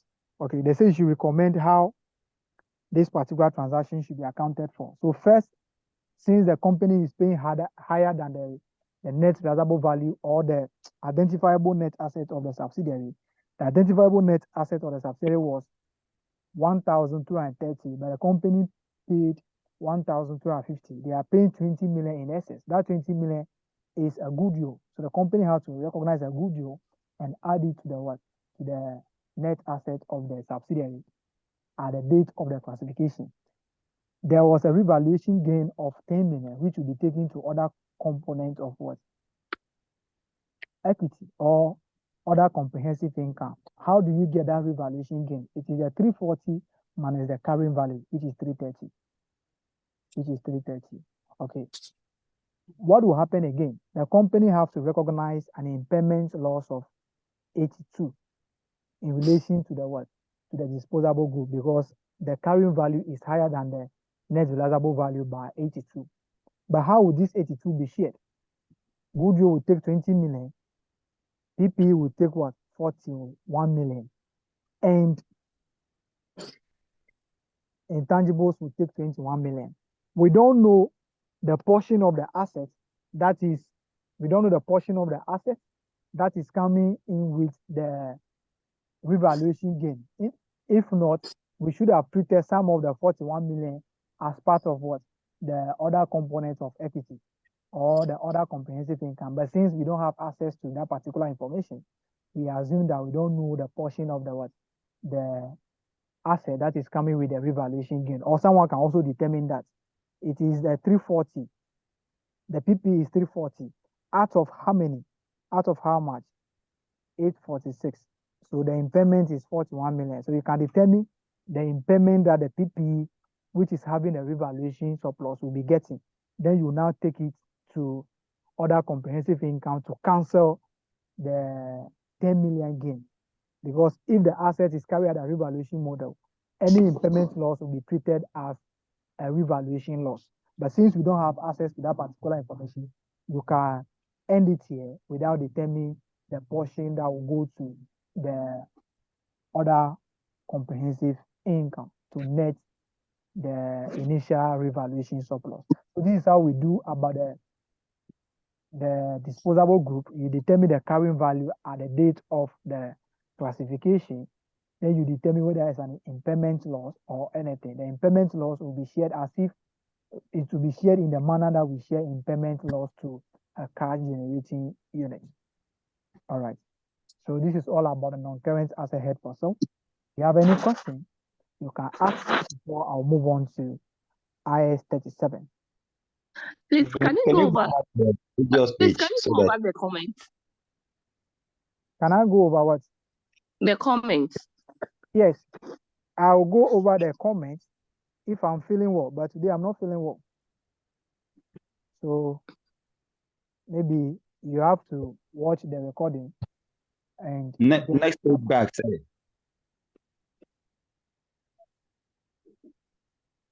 yeah, senior, you Okay. have only 30 seconds to finish here.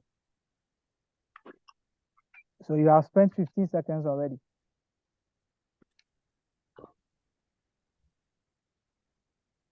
I'm okay, sir. All right, so I can move forward for you. Yeah. Okay.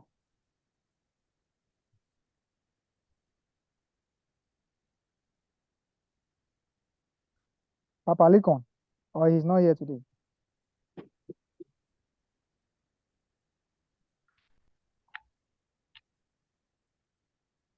Thank you, sir. Oh, I'm just doing my work. Oh. So, Auntie, you see, I'm not feeling well. I'm suffering. So it's not that intentionally I don't want to repeat what I said, but I don't have the energy. So maybe I will write it and put it in the group. Okay. So don't be offended. All right. Even if you are offended, nothing is going to change. So don't be offended. All right. Let's come to provisions. Let's come to provisions. All right. What you have to know is that the provisions that we are going to talk about here is not a provision for bad debt or the normal provision that you know. Okay. It's a provision that we are going to make for a future obligation. But this future obligation, we don't know when it will happen. Okay. The issue now is you have a court case, you supply goods to your customer and the goods has caused damage to the customer and the customer has taken a legal action against you and the case is now in the court. It is likely that after the issue is being settled, you might be paid for damages or you might be charged for what? Paying damages to the customer. Okay. But in this case, you don't know how much you are going to pay. So you don't know how much you are going to pay. So you don't know how much provision you are going to make for that particular future obligation. Okay. But your lawyers are telling you that there is an 80% chance that the customer is going to win the case. What does that mean? Your lawyers are telling you that it is there is a 70% chance that, or there is 80% chance that the customer's case will be successful. What does that mean?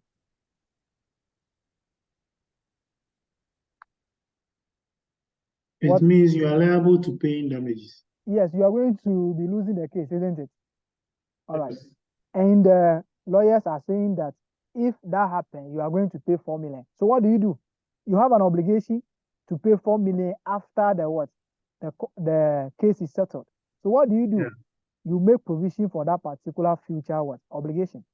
That's why we talk about provision, not provision against doubtful debts, not a provision for discount received or discount allowed. All right. So the provision that we talk about over here is not a provision that you just stand up and say, okay, I'm going to make a loss of this in the future. I want to make provision for that. No, there's no obligation for that particular. You're not going to pay anything. Loss, we are not even certain that you are going to make the loss.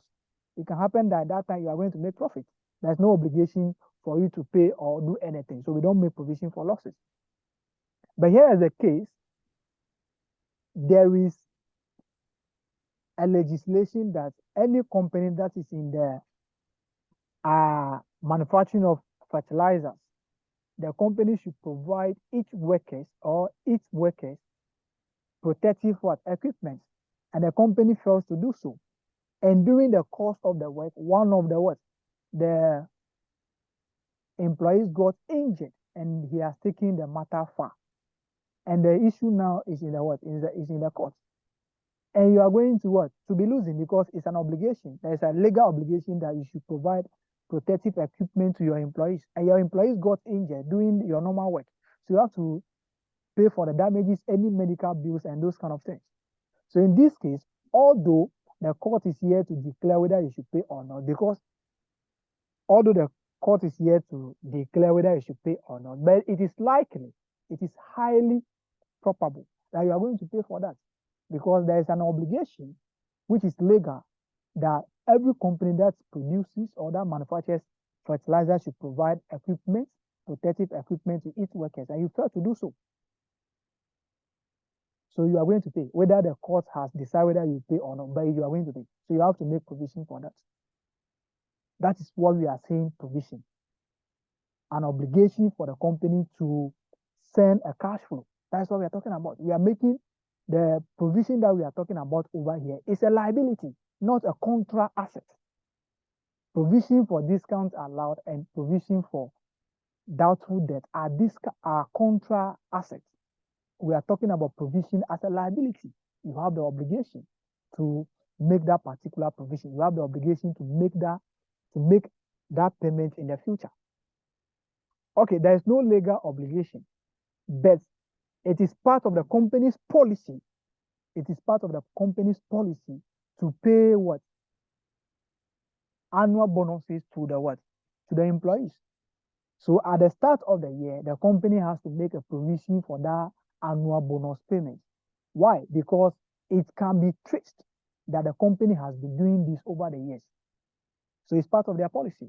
And that particular obligation will be called what we call a constructive obligation. Though it is not required by law, but it is part of the company's policy. Okay, so the provision that we are talking about over here is a liability. But why do you think there should be a standard regulating what should be a provision and what should not be a provision? Okay, the standard comes in to prevent a situation where accountants will not be making provisions just on future commitments.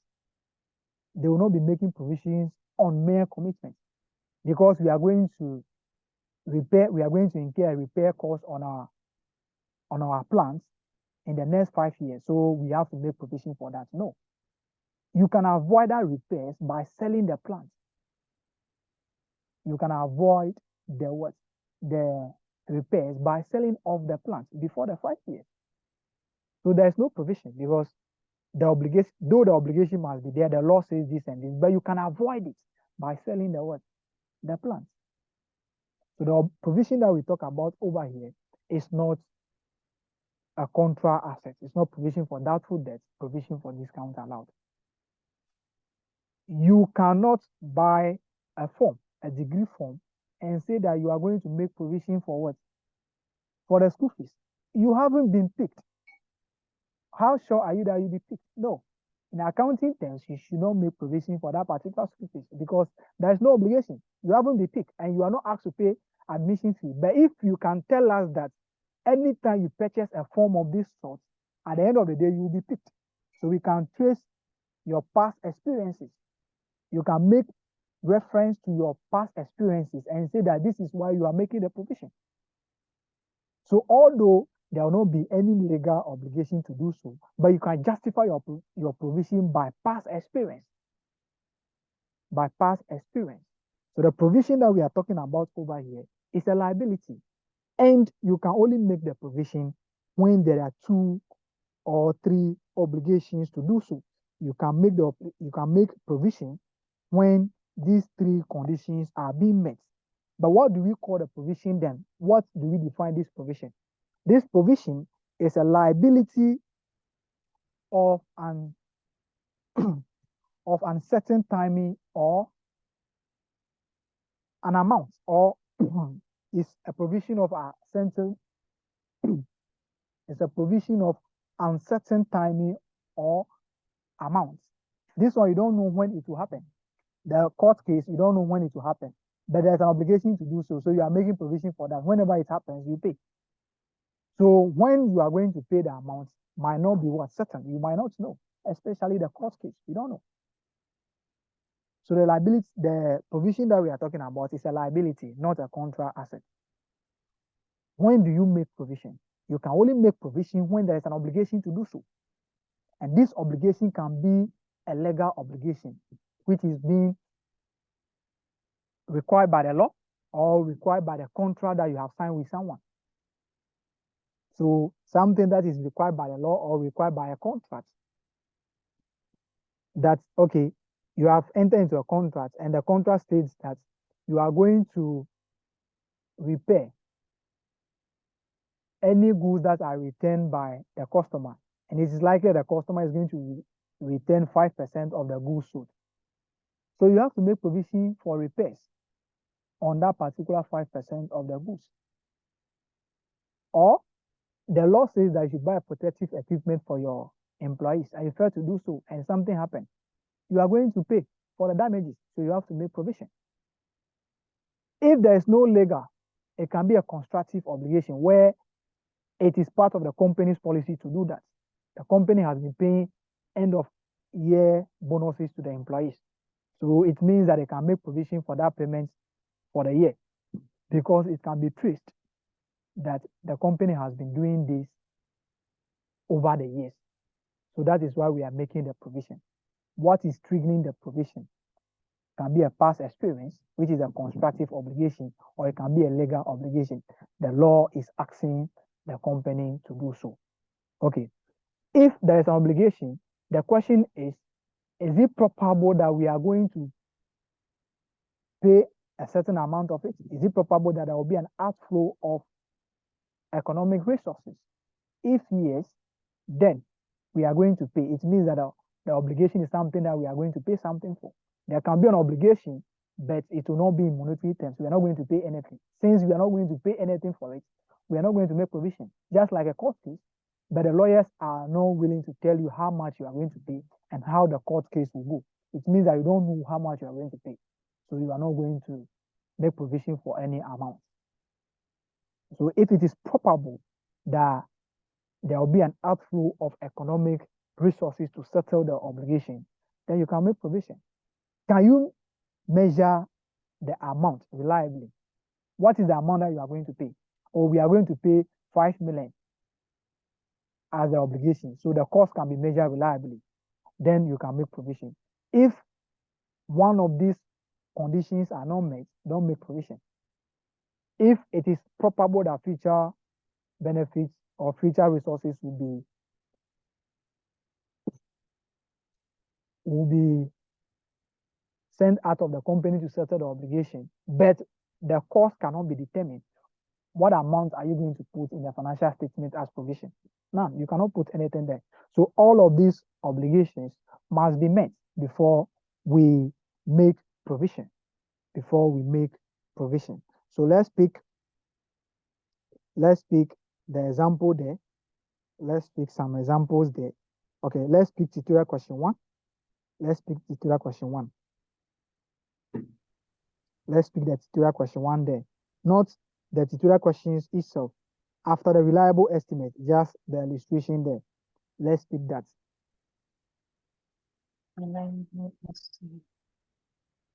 Okay. So an entity has a policy of only carrying out a work to rectify damages caused by. Okay.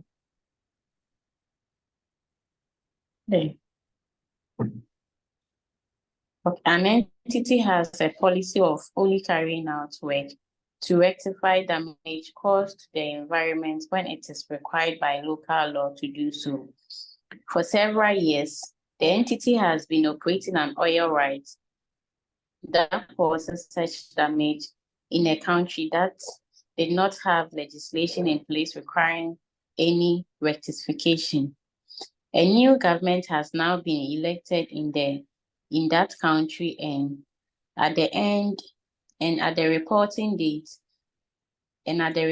date has just brought in legislation requiring rectification of environment damage. The legislation will have a retrospective effect. Required. Explain whether a provision should be recognized. All right. So explain. Should a company recognize the provision? If yes, why? If no, why?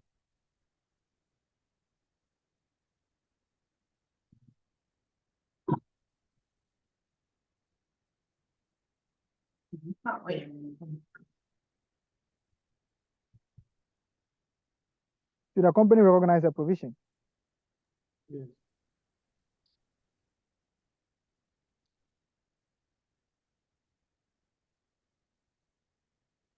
Should a company recognize the provision? Yes, they should recognize. Why? Because by the incoming of the new government, they will be required by law to make good of the damage it caused to the environment in retrospective. So if this law is going to need to be carried out in retrospection, they will be affected. And therefore, there will be an obligation by law. Now, would there be a probable outflow? Yes, in the sense that once they are found culpable or once they are captured as being part of those who damage the environment, they would have a settlement to make. Okay. So what about a reliable estimate? Can a company reliably estimate the amount that they are going to pay? Okay, I don't think they can. Okay, the question is not given it to us, isn't it? Yeah. Okay, so what we are going to say is that, okay, the IS 37 requires a provision to be made when the three conditions are being met. So we are going to use the condition to explain. So when there is an obligation, you can see currently the time that the damages were caused, there was no law, isn't it? Yeah. But then again, the new law will now have a retrospective effect. It will be applied as if it has been there since. So if it is applied like that, it means that the company will be what? Will be a victim. Yeah. So there will be an obligation, okay, by the new law, which is having a retrospective effect. Okay, since the company will be a victim because they have caused damages, the question says they have caused damages over the years. It is probable that they are going to pay for this one. Since they will be a victim, they will pay. So it is probable that there will be an outflow of our economic resources to settle this. The next one is, can the cost be measured reliably? From the question, we are not giving any estimate, but if the company can have a reliable estimate of the amount that they are going to pay, then they can make provision. But if not, they cannot. They only pay or recognize the amount as an expense as at the date that what the amount is being paid. So if they can have a reliable estimate, the best estimate of what they are going to pay, then they can make provision. But if they can't, it means that the provision cannot be made because what amount are we going to put there? What amount are we going to put? Okay, let me take this one. Provision is treated as expense. Provision is treated as expense in the statement of profit or loss and treated as what? Liability. Liability can be a current liability or non-current liability, depending on how long it's going to take the company to settle the obligation. So provision is an expense provision is an expense, if it is being revised, it will be treated as a normal provision. It's increased by how much? That particular amount should be taken to profit or loss as additional expense. If it has reduced, the reduction should be taken to profit or loss as again, the normal provision. All right. Let's talk about reliable estimate before we move on to a different thing. Let's talk about a reliable estimate. Okay. The estimate can be in two forms. It can be individual estimate and the estimate as a whole or a group estimate. Okay. You have sold goods to a customer. Okay, you have sold goods to me. And it is probable that there is a 5% chance that I'll be returning the goods. What does it mean? There's a 5% chance that I'll be returning the goods. What does it mean? That means there's a 95% chance that you know it. So that it means I will not return the goods at all, isn't it? Yeah. So no provision because the possibility that I'll return the goods is very low and the possibility that I'll maintain the goods is very high. So if you are doing it on individual basis, unless the possibility of the person returning the goods is more than 50%. If it is still 40%, there's a 40% chance that I will return the goods. Still, it means that the possibility of me not returning the goods is still higher. So that is individual. Unless the question is saying that there's a 70% chance that the person will return the goods for what? For repairs. That is the only time that you can make provision for what? The repairs. It means that automatically they are telling that the person will return the goods. That is for individual estimates. Let's come to estimate as a group. You are making the estimate on a group. You have sold goods to 200 customers, and they are saying that there's a 5% chance that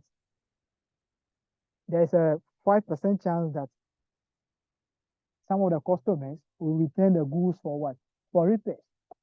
Are you going to make provision or not?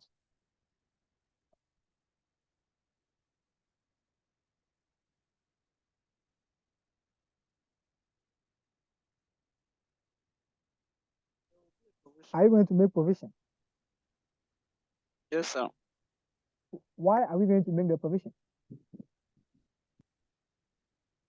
Because you can measure,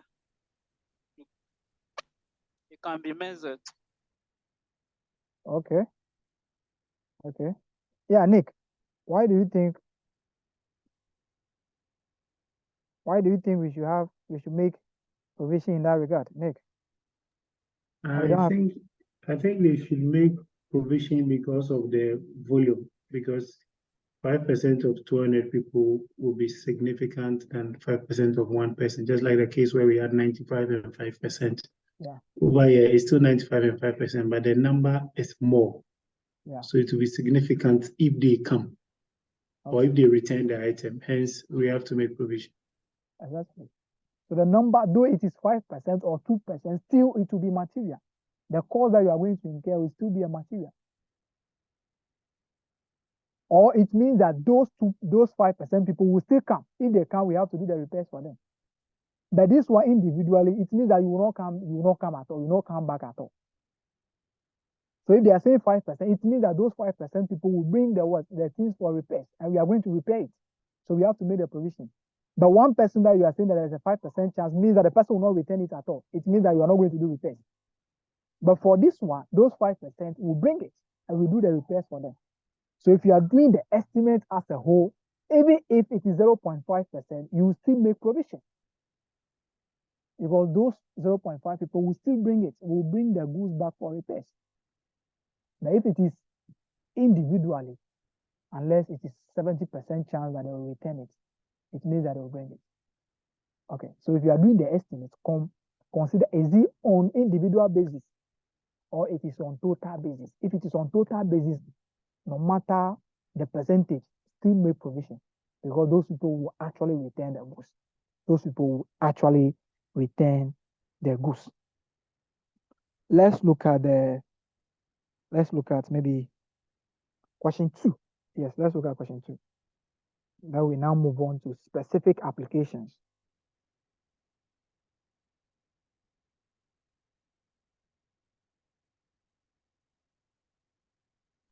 You are an accountant working with Manufacturing Limited that provides warranty to its customers for all things. Under the terms of the warranty, LZ undertakes to make good manufacturing defects that become apparent within 2 years from the date of based on past experience. It estimates that 8% of the goods will be returned for repair within this 2 years period.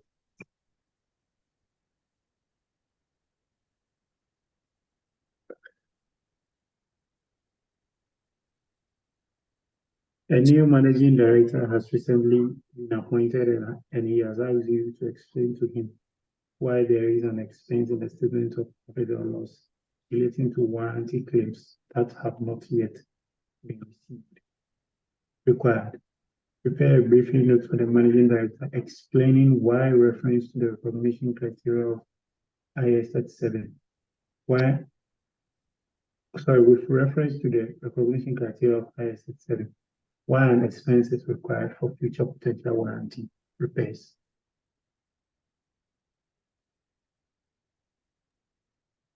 All right. So, do they have to make a provision today as an expense? Do they have to make provision for the warranties?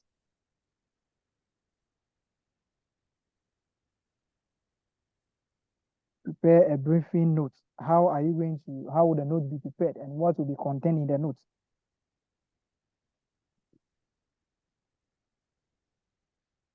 Yeah, Nick, you can see that we have already answered this question, isn't it? Yeah.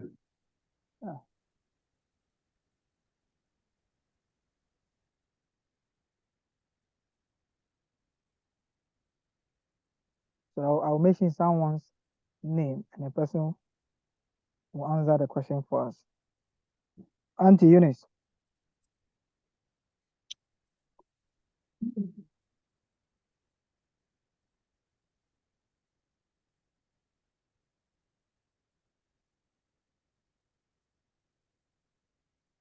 Auntie, Linus, yes, please.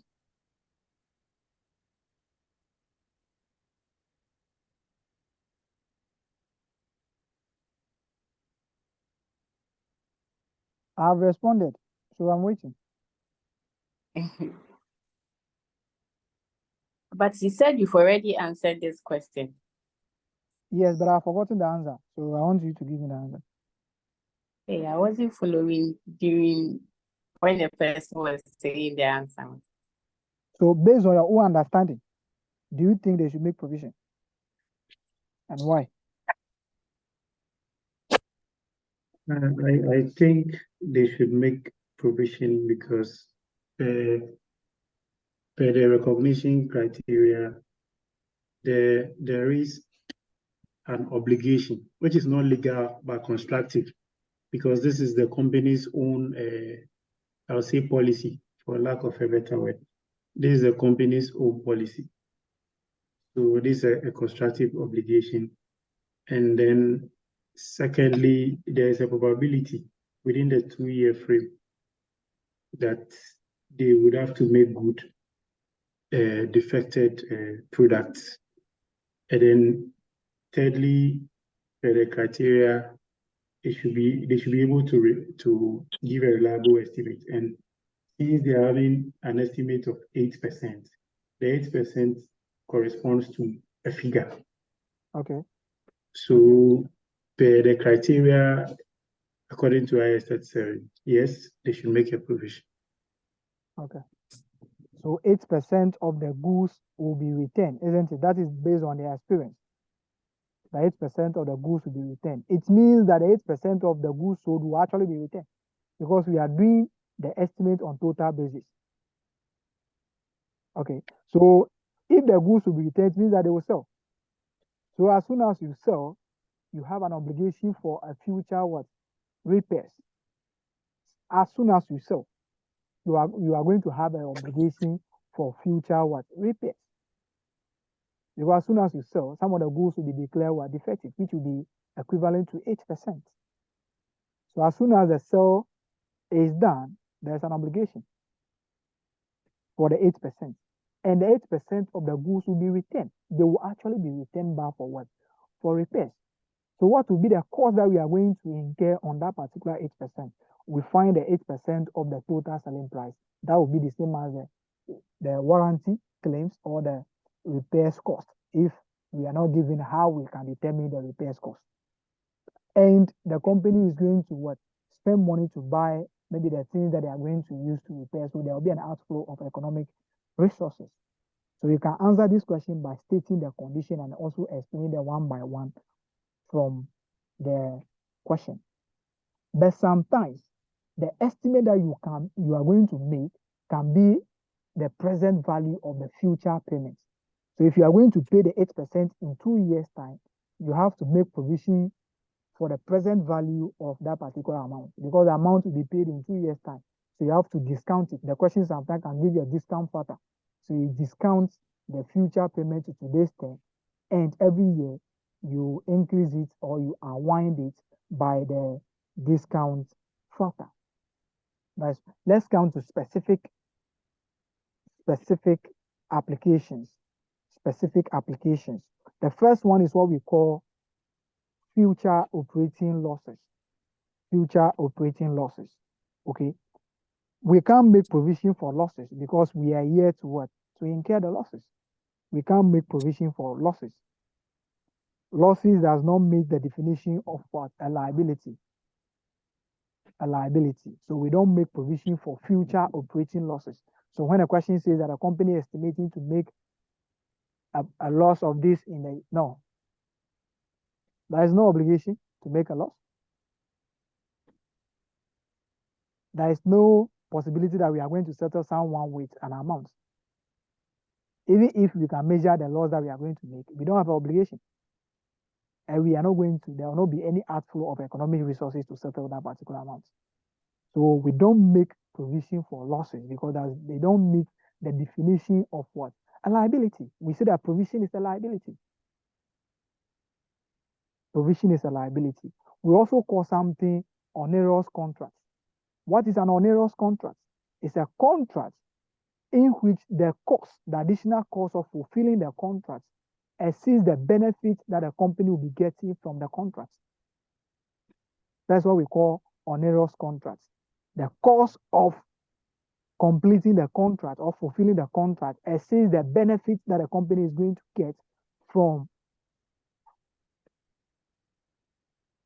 fulfilling the contract. So the benefit that you are going to get from producing to the company, the selling price is what? Is 200. But you now purchase a raw material of 250 to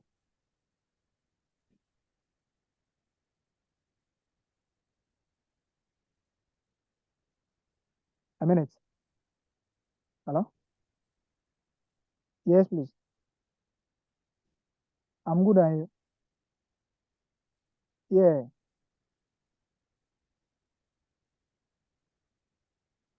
He said I'm in class, so I'll call you back. Sorry. All right. So sorry for that. Onerous contracts. So the benefit, the selling price of the item is what? 200. But the cost of the item is what? 250. So you can see that the cost of you what? Fulfilling the contract is higher than the benefits that what you are going to get from it. You are going to spend 250 to get what? 200 cedis. No. So this is too much. So what you do is that the company is saying, the standard is saying that whenever the cost of you fulfilling a contract is higher than the benefit that you are going to get from it, you should make a provision for these two. You should make provision for either you want to terminate the contract, the termination cost, or you should make provision for the additional cost that you are going to incur to what? To fulfill the contract. Which of this amount are you going to use? You are going to use the lower of any of the two. You are going to use the lower of any of the two. So you make provision for termination costs, or you make provision for additional costs that you are going to incur to fulfill the contract. So that is what we call onerous contracts. Onerous contracts is a contract that is It's a contract in which the cost of you fulfilling the contract is higher than the benefit that you are going to get from it. So the standard says make provision for either the termination cost or the additional cost of what? Fulfilling the contract. Any of them that is lower, make provision for them. All right. Let's come to future repairs to assets. Future repairs to assets. I have spoken about this in the introduction. I have spoken about this in the introduction, where I said that although there will be an obligation to carry out the future repairs on the assets, but you can avoid that repairs by selling off the assets. Therefore, don't make any provision for that future commitment because the asset can be sold before the what? The repairs date. Okay. Though you might have an obligation either through past experience or legal obligation, but the possibility of you carrying out that particular repairs is low because you can sell the asset before that period. You can sell the assets before the period. Let's look at example 1, that is on onerous contracts. Then we look at example 3 on repairs and those ones. Then we move on to what we call a restructuring. We move on to what we call a restructuring.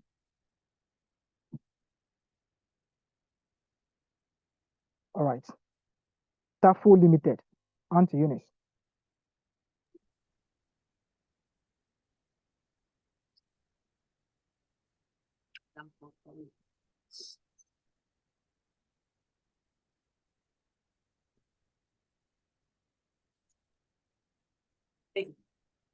Example 3 is Dambunya. I said example 1. Tafo Limited has a year contract with one of its institutional customers, which started in June 2008. Tafo Limited, in accordance with the contract, supplies the customer a fixed quantity of its products. Each product of 3,000 units every month at a fixed price of 2,000 per unit.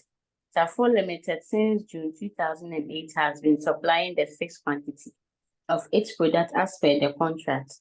However, the price of materials which is imported is required to manufacture the company's product has increased due to the shortage in materials as a result of the adverse impacts of the COVID-19 pandemic and the continued depreciation of Ghana cedis against the US dollar.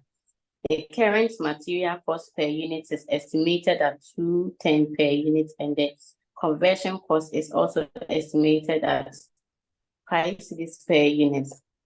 Management is planning of discounting the supply of the goods to the customer for the remaining 8 months of the contract. The contract provides a party to give the counterparty at least 2 months notice in terminating the contract. The penalty for terminating the contract is 8.5% of the sale or purchase value of the remaining units to be supplied or bought. The only entity made in respect of the contract is revenue and product cost. The first 4 months of the contract is included in the revenue and cost of sales, respectively, in the draft account. Required. Discuss the accounting treatment of the above in the financial statement of the year ended 30th 2018.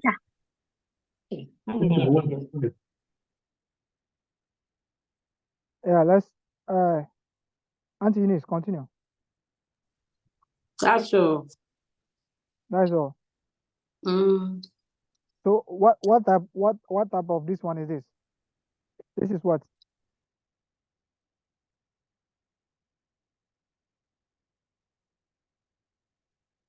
This is what? This is what? This is an example of what? Onerous contract. This is an example of onerous contract.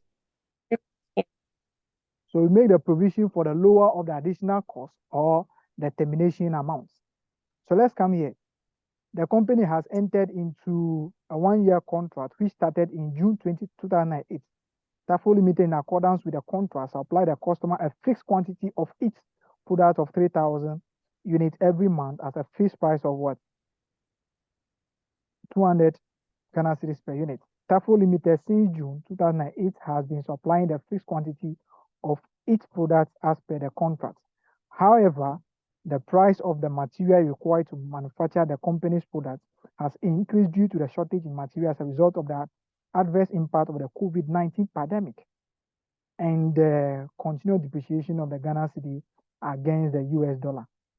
Why are they bringing the pandemic? They should bring the depreciation of the Ghana cedi.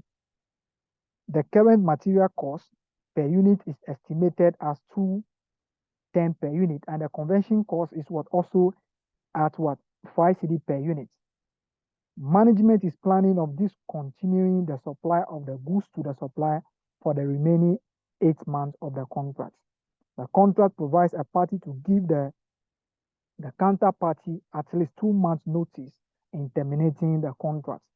The penalty for terminating the contract is 8.5% of the sales or purchases value of the remaining unit to be supplied or bought. The only entry made in respect of the contract is revenue and product cost for the first 4 months of the contract, included in the revenue and cost of sales figure, respectively, in the draft accounts. Okay.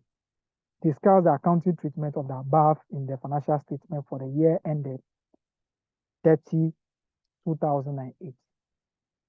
Okay.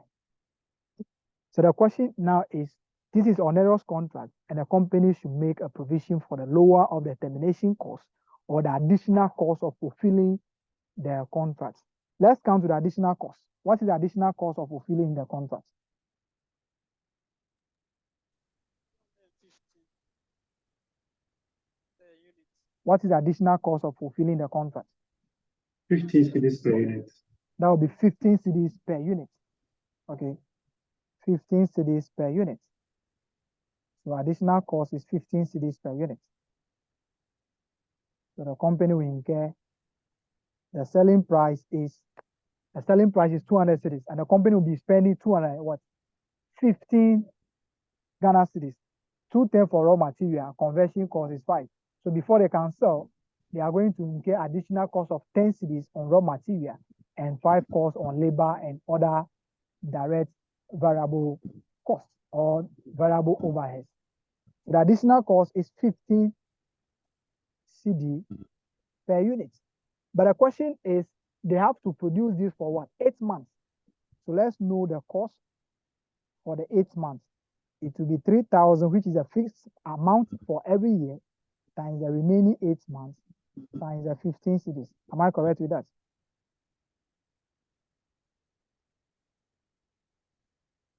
The provision will be made over the contract life, which is the remaining one. How much are we getting?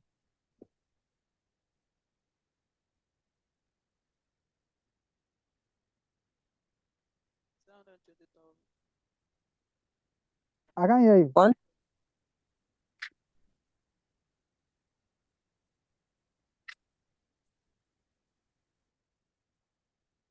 I'm getting 360,000. 360,000. Okay. So this is the additional cost. Let's count to the what? To the penalty, which is a termination cost. Let's count to the penalty. The question says that the penalty is what? 8% of the sales. 8% of the sales or the purchases what? Value of the remaining unit to be supplied or bought. So the question now is 8.5%. Okay, 8.5%. 8.5%. Okay, so that will be 0.085 times what amount? The question says either the purchases value or the sales value, isn't it? Yes. You can see that the purchases value is 215, isn't it? But you are going to give me 200 cedis. I cannot pay you the penalty on the 215. No, I can only pay the penalty on the amount that you are going to give to me. So the penalty will be on the 200 cedis. That will be 200 times 3,000 times what? 8. Am I correct? It is 200 per unit, and every month we are supplying what? 3,000. So we have to find the penalty over the remaining contract life, which is 8 months. So it will be 0.085 times the 200 cedis times the 3,000 times the remaining months, which is 8 months. How much are you getting? 408,000. 106 or 8. Okay. So what will be our provision? The provision. 300. And supply. The provision will be 360,000. Provision will be 360,000. So you debit your profit or loss or administrative expenses with 360,000. Then you credit provision. So the provision will go as an expense, either administrative expenses or cost of sales. The question will tell you how you should treat it. Then you now create a provision in the statement of financial position. The provision will be the lower of any of the two, and the lower is the 360,000. We are done with that part. Let's move on to example 3.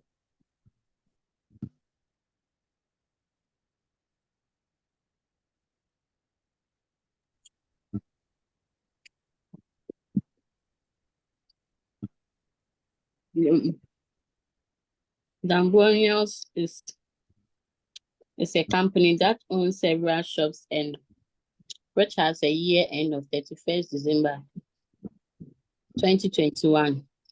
One of the shop is loss making at 31st December 2x1. Damboy forecast that this shop will make a loss of 50,000 in the year ended 31st December 2x2. As at 31st 2x1, one of the shop building requires repair. The cost has been reliable estimated at the reporting date at 10,000. The repair is made in the following accounting period at the cost of 12,000. Required. This is the discuss the accounting treatment of the above in the financial statement for the year ended 31st December 2001. You are done. Yes, please. But you are not done eating. But you are not done eating. Okay. So how do we account for this? The first one, should the company make a provision? No. Okay, not just no, you explain why there should not be a provision for that. Because this one is a future expenses, and you cannot recognize the future losses as of. Benjamin, I'm finding it difficult to hear you. I don't think if I said this. Okay. This expenses is a future losses. Okay. And then, according to the specific application, future losses are not to recognize because they are not obligations. Okay. Okay. Thank you. What about the second one? The second one, it will, The second one.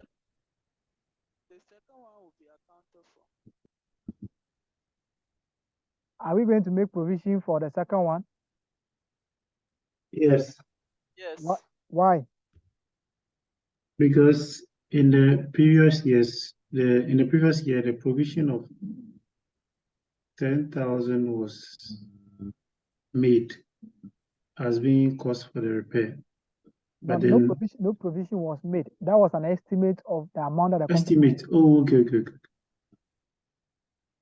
the cost has been a reliable estimated. We can make a reliable estimate, but we can avoid the repairs by selling the what? The assets. The assets, yeah. So that particular cost is what? It's avoidable. We only make provision for unavoidable costs. This repairs cost is avoidable. So at the date that the cost is being estimated, we can't make a provision because we can decide to sell the asset the next day. So we are going to avoid the repairs. Okay, but the question says that the repairs is made in the following accounting period at a cost of 12,000. We only what? Recognize the repairs cost as at when it is being what? Incurred. So in the previous accounting period, what we do is that we are going to recognize a repairs at 12,000 and pay cash for it.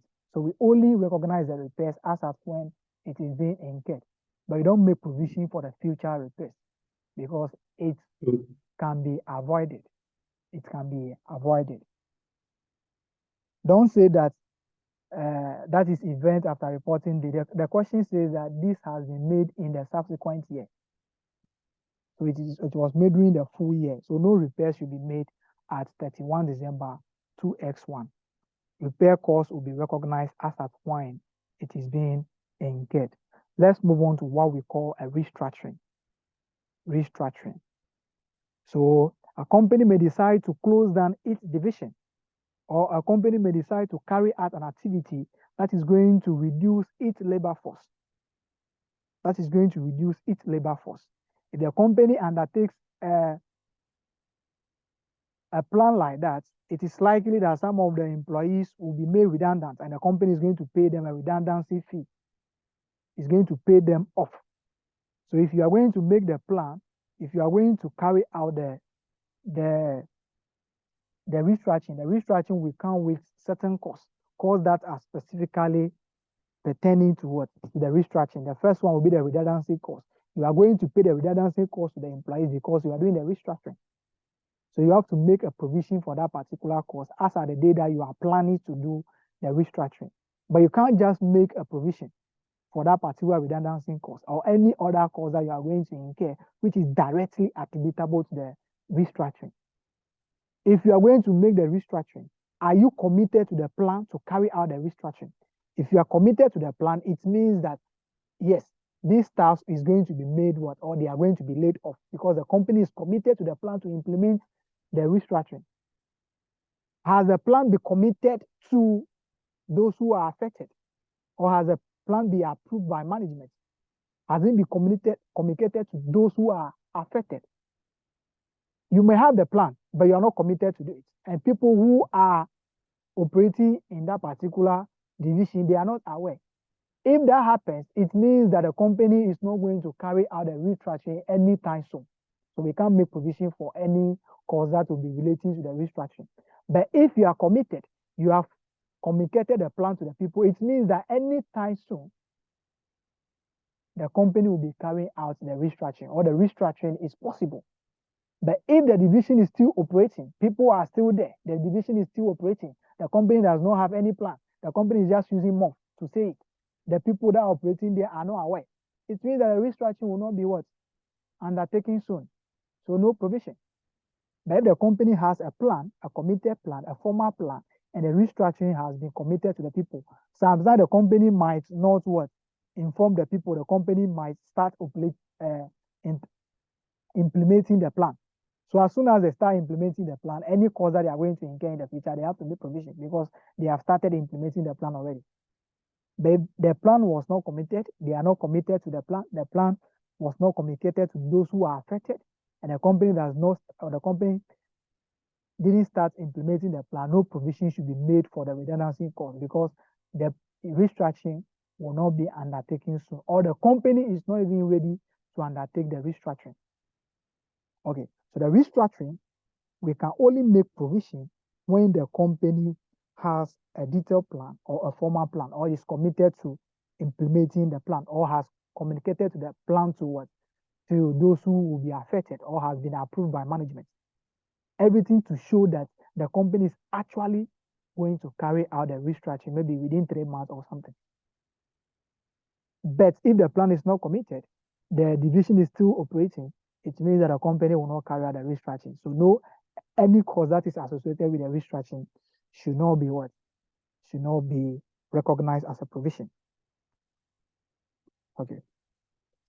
Let's come here.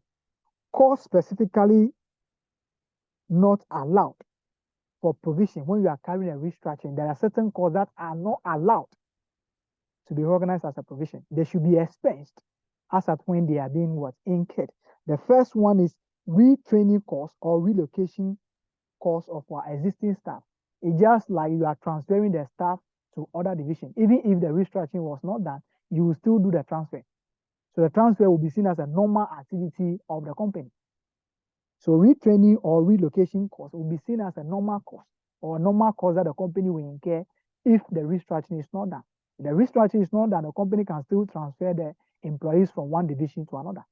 They can still organize a retraining course for them. So retraining course, relocation course, marketing course, or a course of you investing in a new system. All those costs are not what recognized as a provision. So sometimes the question can give you the redundancy cost and other costs, which will be retraining, relocation costs. If you also have a contract, a lease contract with a supplier or with a lessor, and as a result of the restructuring, you are going to pay a penalty, the company should make a provision for that penalty because that penalty is a cost that is directly attributable to the restructuring. If not for the restructuring, the lease would have been what? Would have been there. So since you are restructuring, you decide to terminate the lease and you are going to pay a penalty. You have to make a provision for that particular cost too. Let's look at example 1.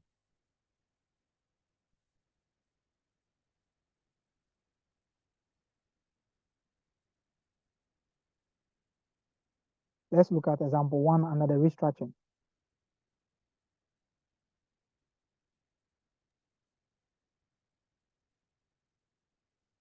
On 1st January.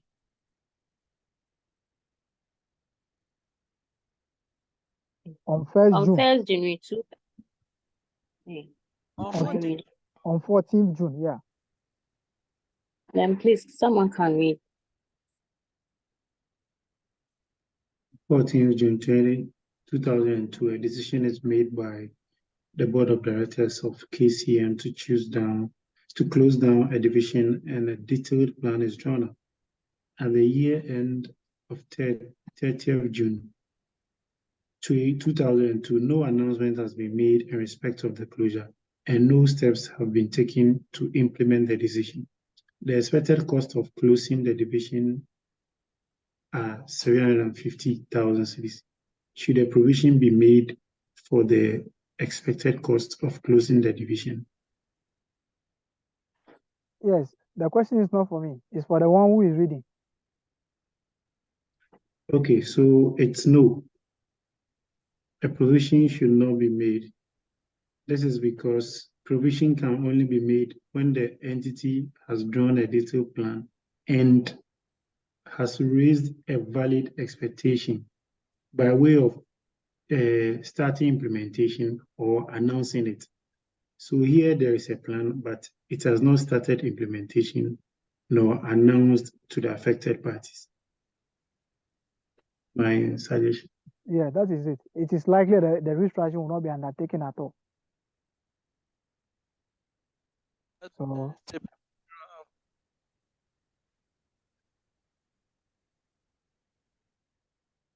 okay. All right. So that is it. No provision should be made. Let's look at a question under that, tutorial question. Let's look at that. Then we look at for dismantling costs and decommissioning costs.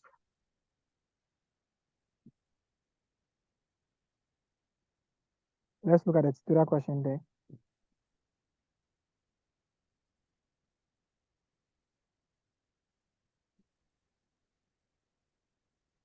Let's look at the one that they are saying the board of what? CLH agreed to close down 2 of its divisions, A and B, at each board meeting. Yeah. The board of CLH agreed to close down 2 of its divisions, A and B, at its board meeting on 18 November 2003. Detailed plans have been formalized for each division's closure, and these were approved by the board at this meeting. The current status of each of the closures is as follows. Division A, letters have been sent to customers warning them to seek an alternative source of supply, and the redundancy program was announced to all staff working in the division on 1st December. The expected cost of closure are 2.5 million, and this includes 450,000 for redeploying staff to other divisions. Division B, the directors want to deal with the closures one at a time. Therefore, no announcement have yet been made about the closure of Division B.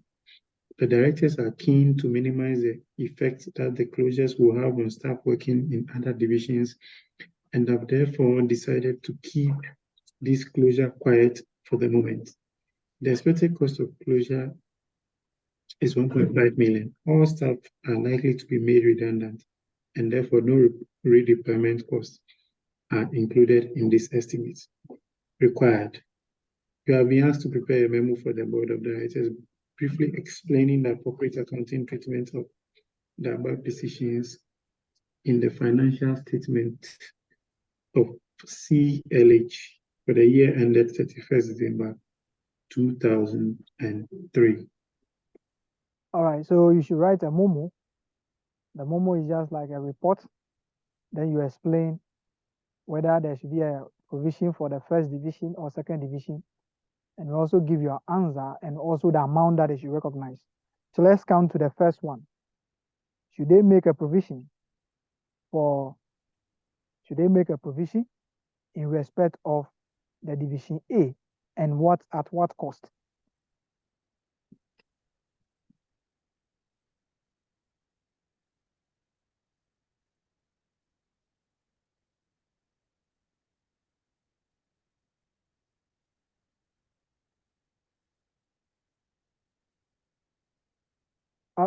We are 20 something here, 26.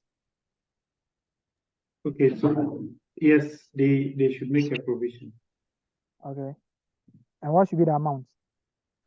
So they should make a provision of 2.05 million. Okay. Okay. Because the redeployment cost is part of the closure cost, so we take it from it. That is a relocation of our staff to other division. That is not a cost, that is respectively to that one. Yeah. Okay. So that would be 2.5 minus 0.45, isn't it? Okay. And you can also see that the plan has been drawn and communication has been what?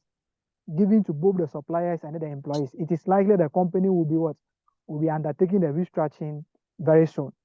So they are committed to the plan of what? Undertaking the restructuring. So they should make a provision for the restructuring cost, which will be 2.05 million. That is 2.5 minus the redeployment cost of what? 0.45 million. Okay, let's count to division B. The division B, though the plan is there, but no announcement has been made, isn't it? And the company itself has put the restructuring plan on hold. So since no announcement has been made, it means that the division is still what? Operating. It's still operating as if nothing is going to happen. So it is likely that the restructuring will not be undertaken soon or never. So no restructuring costs or no costs relating to the restructuring should be made because the company is not committed to the plan. No announcement has been made, and the company has not started implementing the restructuring plan. So no provision should be made for the division B, and no cost should be recognized as an expense in the statement of profit or loss, and also provision in the statement of financial position. Let's count to what we call decommissioning costs or dismantling costs. Okay. Whenever a license is given by a government body, especially mining concessions, they will give the licenses to have access to the land for some years. So what will happen is that after that, the government will demand them to do recycling of the land, to bring the land back to its original stage. So what normally happens is that the company cannot determine the amount of the provision today. What they do is they always determine the amount of the cost, the dismantling cost or the decommissioning cost at the end of the concession period. So they always determine the future value. They always determine the future value. So what do? We ask ourselves, assuming we want to take the decommissioning cost today, what should have been the cost? So we always present value the future cost. So if you present value the future cost, what we do is that you debit assets, the asset that you are getting, as a result of this? What asset is giving you the right to decommission the what? Or to decommission or recycle the land? What asset? Is it the license or which one? If that is one, the decommission cost is directly attributable to what? To the asset. If not for the asset, there won't be any decommissioning cost. So you present value the asset, you present value the decommissioning cost and add it to the asset. Then what you do, you create a provision with a present value. So what you do is you depreciate the asset over its useful life. But what will happen is that at the end of every year, you unwind the provision. You unwind the provision. What do we mean by unwinding the provision? You'll be increasing the provision every year so that you can have the future value at the future date. The value has been what? This it has been discounted. It means that what do we get or how do we get the future value at the date? It means that we have to be charging interest on the amount every year. We have to be compounding it at the end of every year. So the initial measurement is that you present value the decommission cost using the appropriate cost of capital or discount factor of the company. Then the entry will be you add the decommission cost to the initial cost of the asset. Then you create a provision as a corresponding entry, all of them at a discount, as a discounted value or present value. The subsequent measurement is the asset will be depreciated and the provision will be what? Will be increased every year by the discount factor. So the provision will be treated as a finance cost, which will be as an expense and will be added to the what? To the provision at the end of every year. That is how we go about the dismantling cost. And this is where we have the dismantling cost should be added to the PPE. This is the standard. This is the standard. At the time that you have accepted the lances, it means that you have a future obligation to undertake the what? The discommissioning cost, the decommission or dismantling. You are going to incur because you have accepted the lances and you have carried out an operation. Since you have carried out an operation, it means there is an obligation to what? To bring the land back to its original state. So you are going to incur that amount in the future. So you have to make a provision for it. So the initial measurement is present value, add it to the assets, create a provision.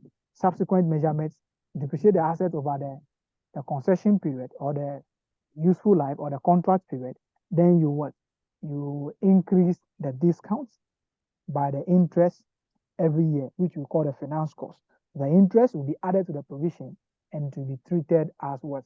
As an expense in the profit or loss account. Let's take a question which will tell us something about that. Okay. Let's take tutorial question 8. Tutorial question 8 itself. So tutorial question 8. Let's take tutorial question 8.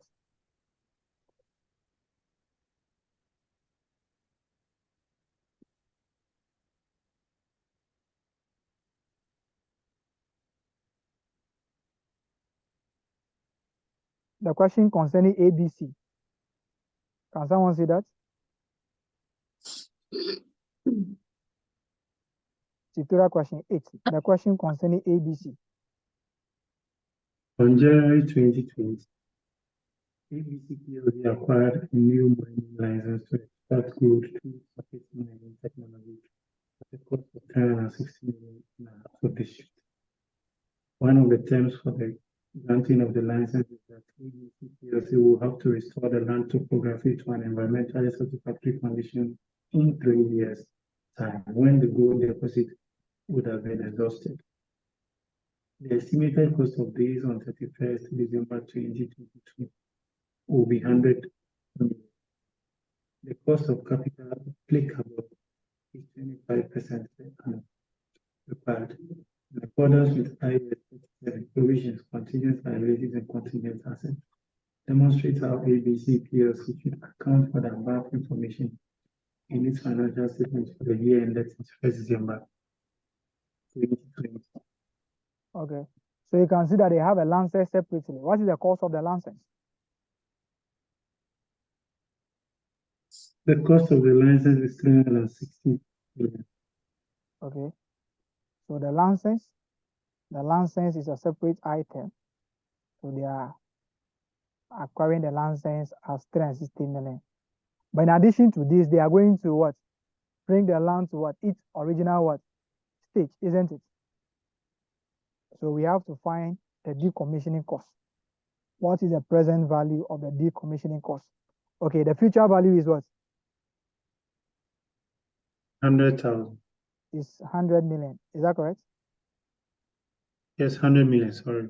Okay. So how many years? How many years? What is the life of the license? 4 years. Are you sure? Yes. 3 years, sorry. No, it's 4 Okay. years. Okay, let me see.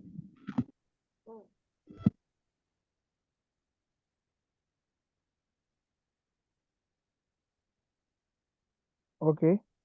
So one of the terms for the granting of the license is that ABC PLC, we have to restore the land topography to an environmental satisfactory condition in 3 years' time, when the gold deposit would have been what? Exhausted. So the begin 3 years' time. So that would be only 3 years, not 4 years. Okay. The estimate is now. The estimate will be made at the beginning of, who is that? We are making the estimates at the time that we are what? We are acquiring the license. That is January 2020. So 3 years' time, which will be the 31st December 2022. Look at, count it and see. You can see they have even given you the estimated cost of this on that particular day. That will be 3 years. So we have to find the present value by doing 1.25, 1.25, 1.25 exponent 3. This is a future value. So the discount factor will be future value divided by 1 plus r exponent n, or 1 over 1 plus r exponent n times the future value. So how much are we getting?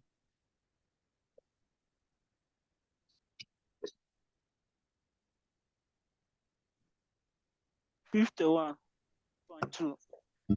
51.2.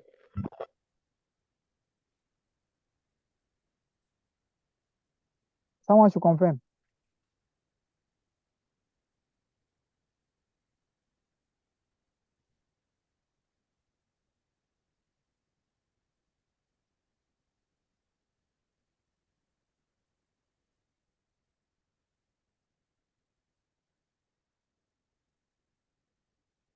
Someone should confirm the figure, 51.2. Yeah, it's 51.2. Confirm. Okay. So let's count to the total license cost. The total license cost at the beginning of the year will be the 360 plus 51.2, and that will give us what? What will be the total license cost? The present value, the decommissioning cost, will be added to 411.2. 411.2. 1.2. Okay. So you create a provision of what? 51.2 million at the beginning of the year. So the subsequent measurement, we are going to depreciate the assets. So 411.2 million divided by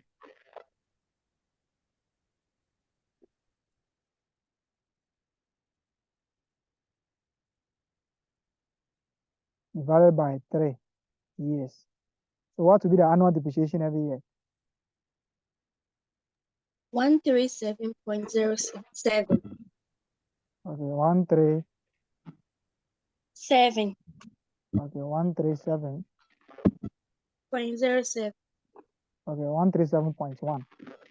Okay. Let's count to the provision. The provision at the beginning of the year, we are going to have 51.2 million.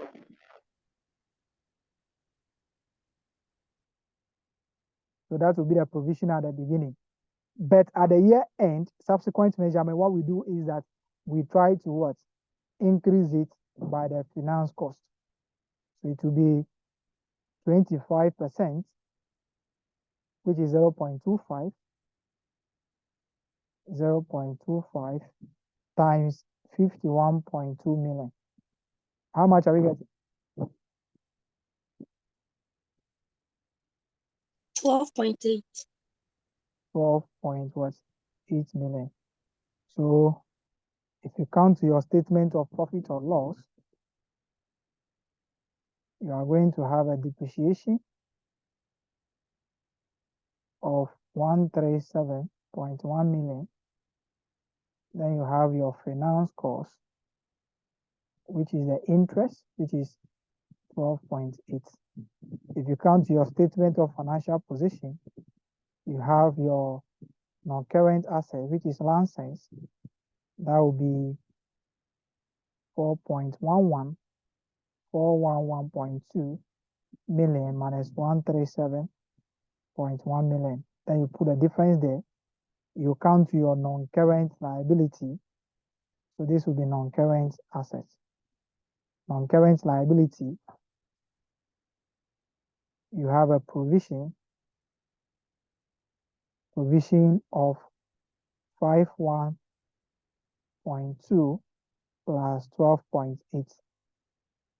So the provision will be added to the finance cost will be added to the provision. We just want to get 100 million at the end of the 3 years. So we'll be increasing the provision. But what will happen is that if the 2021 year, the finance cost will be calculated on the total amount. So if you want to calculate the finance cost will be calculated on the provision balances at the beginning of each year. So the finance cost for the second year will be 0.25 times 51.2 plus 12.8. This is like compounding. The interest and the principal will be rollover. We do it as if it's a compound interest. So this is how we do it. Don't calculate the finance cost on the initial present value. No, we calculate it on the value at the beginning of every year. For the value at the beginning of every year. So if you want to calculate the second year, to be the present value plus the interest for that year, then you calculate it. Third year will be the present value plus the interest for the first year, plus the interest for the second year. Then you calculate the finance or the interest on that total amount. That is how we go about the dismantling. All right. Let me talk about contingent asset and contingent liability. Then we close. Okay. The contingent assets and contingent liability. Okay. Contingent liability is an obligation. It's an obligation anyway, but this obligation depends on the existence of or the happening of a particular event. It's just like the court case. There's a court case against the company. The company has a potential liability, but this liability will manifest if the court has declared the final judgment. So you can see that this is an obligation, the damage is an obligation, all right, but its fulfillment depends on the outcome of the court case. So that particular amount or that particular liability is what we call the contingent what? Liability. It's a potential liability, but its being a liability depends on what? The occurring of a particular event. The example is the court case. So if there's a court case and the lawyers are not saying that there's a chance of the company winning or not winning, then that particular court case should be disclosed as a contingent liability because there is no obligation to make provision and we are not going to pay any amount. We don't know how much we are paying. But if it's a contingent liability and the lawyers are saying that there's a percentage of this. So in terms of contingent liability, we base our estimate on the lawyer's advice. So if the lawyers are saying that there is an 80% chance that the company is going to win the case, it means that the company is not going to pay anything. We don't have to make a provision. But if there's an 80% chance that the company is going to lose the case, then it means that we have to make provision for the amount that the lawyers are saying. So for contingent liability, the provision the possibility of you making a provision depends on the advice of the lawyer. But the processing cost, if you take the case to a court, you are going to make initial amount. You are going to make initial payment, which can be the processing cost or the sitting fee or something. Those one, whether you win the case or not, you are going to incur those costs. So the costs that are for the initial sitting, processing costs or any court case, any cost that you have to pay or you have to incur before the court will start doing any other thing that they have to do for you. Those costs, you cannot do anything about it. You are going to incur it. So you have to make provision for them, even if the lawyers are saying that you are going to win or lose the case. Or even if the lawyer are not saying that you are going to lose or you are going to win or lose the case. We make provision for those amount that you are going to incur. Those are costs that you have to incur before the course will even start with the case. Okay, let's come to contingent assets. Contingent asset is something that the company is going to receive. But the company receiving this depends on the occurring of what? A particular event. Okay, there's a court case about a defect of a company's product. And the company wants to also want to sue the supplier of the product. And the supplier of the product, you want to sue them. What is the possibility that they are going to, or you are going to recover that particular amount? So that will also depend on the advice of the lawyer. If the lawyers are saying that there's an 80% chance that the company is going to receive the claims from that particular people, it means that the claim will be successful. The company can recognize a contingent asset. But if there's no advice and there's no issue, the company can decide to disclose the contingent asset or not. But contingent liability, if it is probable that the company, although there's no advice, but the case is in session or the case is still in the law court, the company should make a disclosure. They should disclose that currently there's a court case against the company and this and this and this and that. But a contingent asset, you can decide to disclose or not. But if the supplier is saying that they are going to refund the company for any damages that they incur. So if the company is going to incur a damage of 2 million, if the company is going to incur a damage of 2 million, then the company should make a provision for a liability of 2 million and also a provision for contingent asset of 2 million, because the supplier is saying that they are going to refund them any amount that they spend in settling the damages. So any amount that you spend, I will refund that particular amount. So if you spend this amount, you make a provision as a contingent asset for that particular amount. That is about the contingent asset and contingent liability. Let's take question 9. Let's take question 9.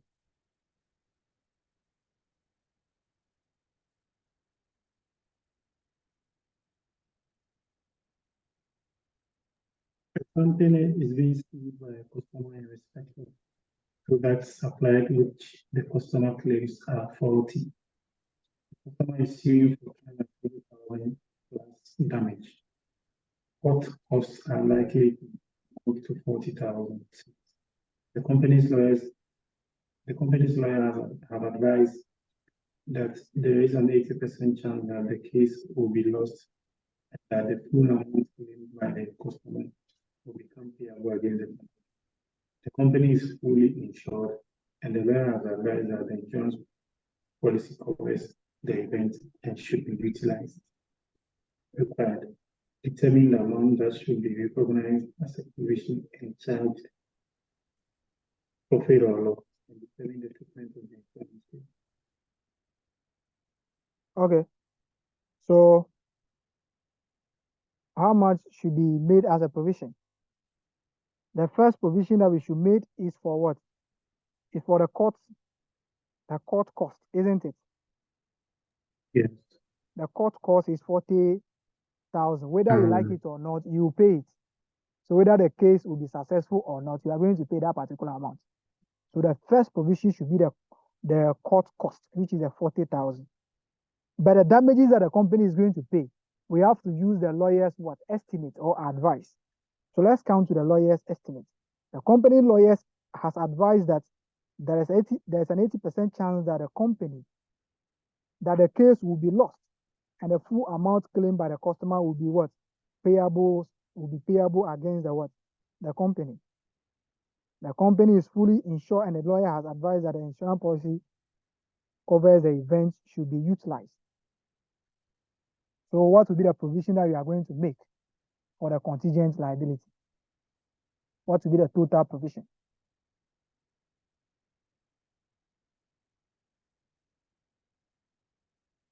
What will be the total provision? 160. It will be 260 because we are going to lose the case and we are going to pay the 220,000 in addition to the court's cost. So the company should make a provision of what? 260, which should be sent to administrative expenses and also should be reported as what? A non-current liability in the statement of financial position, because we don't know when they are going to settle this. So the provision, it depends on the duration that the amount to be settled. That will determine whether it should be classified as a current liability or a non-current liability. Let's look at what they are saying, that the company is fully insured and the lawyer has advised that the insurance policy covers the event and should be utilized. Should the company make a provision for a contingent asset?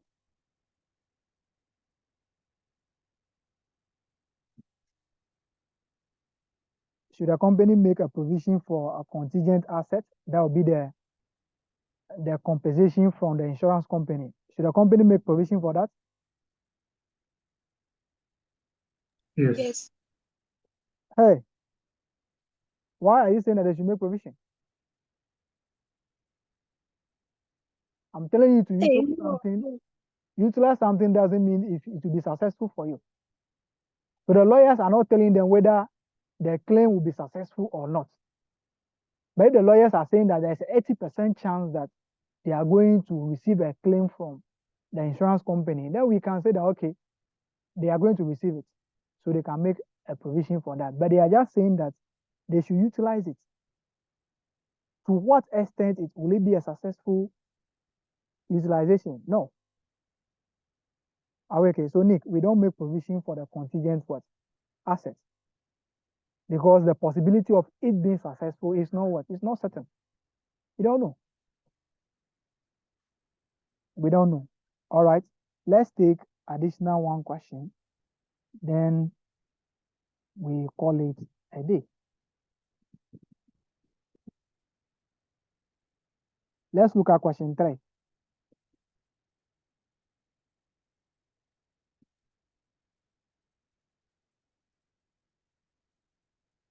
Question 3. Which one of the following situations will require a provision in the financial statement of FM at its reporting date, 31st October 2002? A government introduced new laws on data protection which come into force on 1st January 2003. FM directors have agreed that this will require a large number of staff to be retrained and have produced a reliable estimate of costs of this trade. We should take them as a way. Yeah, let's take them one by one. So the first one. Okay, the first one. It is that the government has introduced a new law on data protection, which come into force on 1st January 2003. FM directors have agreed that this will require a large number of staff to be retrained and have produced a reliable estimate of the cost of this training. Provision or no provision, and why?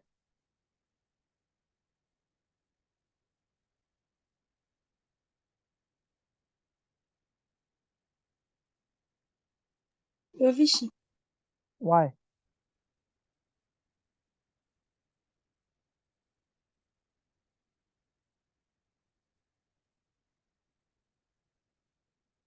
It's probable that they will be trained. It is probable that they will train. Okay. Yes. Is it also probable that we are going to be using the data that the government is protecting? We can avoid it. And even the employees can leave before the 20 period. So if they are not there, who are you going to take?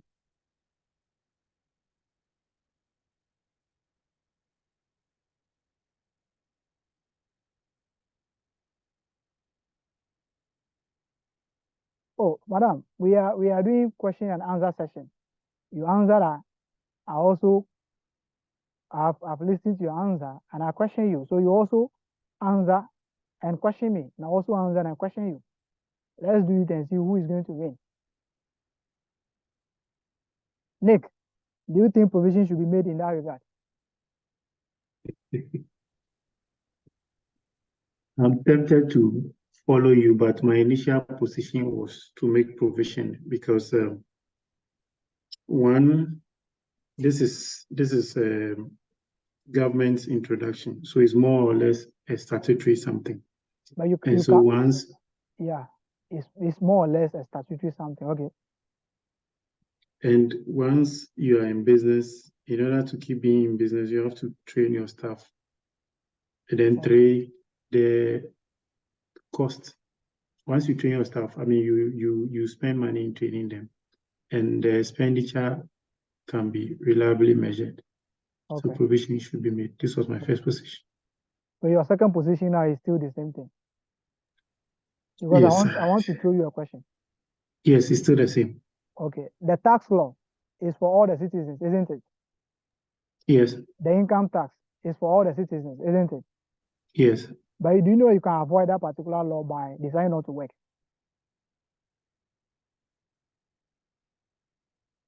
Do you know you can avoid the income tax by deciding not to work? Yes. But it's something statutory. It's something that is being implemented by the government to affect everybody. The company can also decide to use a software that will not require this law that is passed by the government. They can decide to use a different software that will not meet the data protection policy of the government. But here it says that the directors have agreed. They have agreed to that this will require a large number of staff to be retrained and have produced a reliable estimate of what this training. The directors have agreed that this will require a large number of what? Yes, they agree that the data protection, if they want to use the software that is going to require the data protection, then they have to retrain staff before they can use it, isn't it? They okay, all right. They have agreed that this will require a new staff to be trained. That is if they want to use the software that will require the data protection. But if they are not using, what do? They have to what? Train the staff. But the question is, if you are using it, the question is the staff that you have right now, would they be there at the time that you are going to retrain? No. If they won't be there, it means that you don't have control over the staff. So what you do is that you only wait. If the training is done, any cost that you incur, you expense it. But Linus, yeah. This is a provision for the next year. So the training has not been customized that, okay, employee A's cost of training is 5 cedis, but we just put cost of training of employees so that even if employee A is not there, they will need employees to run the business. And those employees would have to be trained. So that is the training cost. It doesn't matter whether those who were there at the end of the year are still there or not. Those who would have to use this data have to be retrained. Okay. When are they carrying the training? Come again, when are they what? When are they carrying out the training? Training.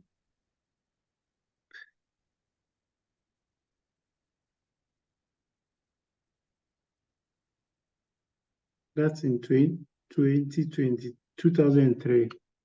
Are you sure? Yeah, they are making provision for the next year.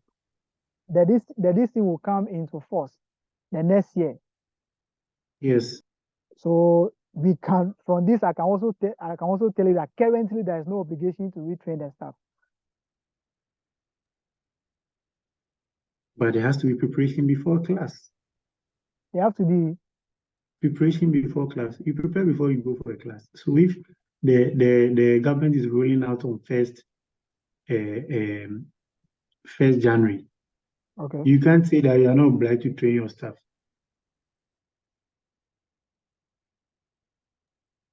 I can't say that I'm not obliged to train my what? Your staff.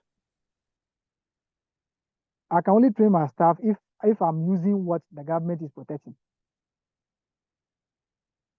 But it says that management has agreed. Management has agreed that this will require additional what? This will require staff to be retrained. So inherently, they are subscribing to it. No, if we consider the cost of retraining and the cost of buying a new software that is going to avoid the training, what do we do?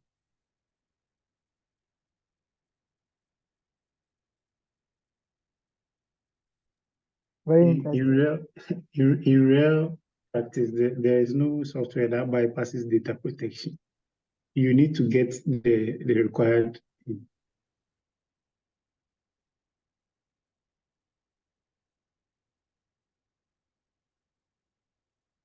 All right, that is nice, but no provision should be made. Oh, okay. Provision should be made. No provision should be made. Okay. Reason being that it's an avoidable cost, or? Yes, first is an avoidable cost, but even if there is no legislation, the company will still retrain the staff for any development that will come in the software.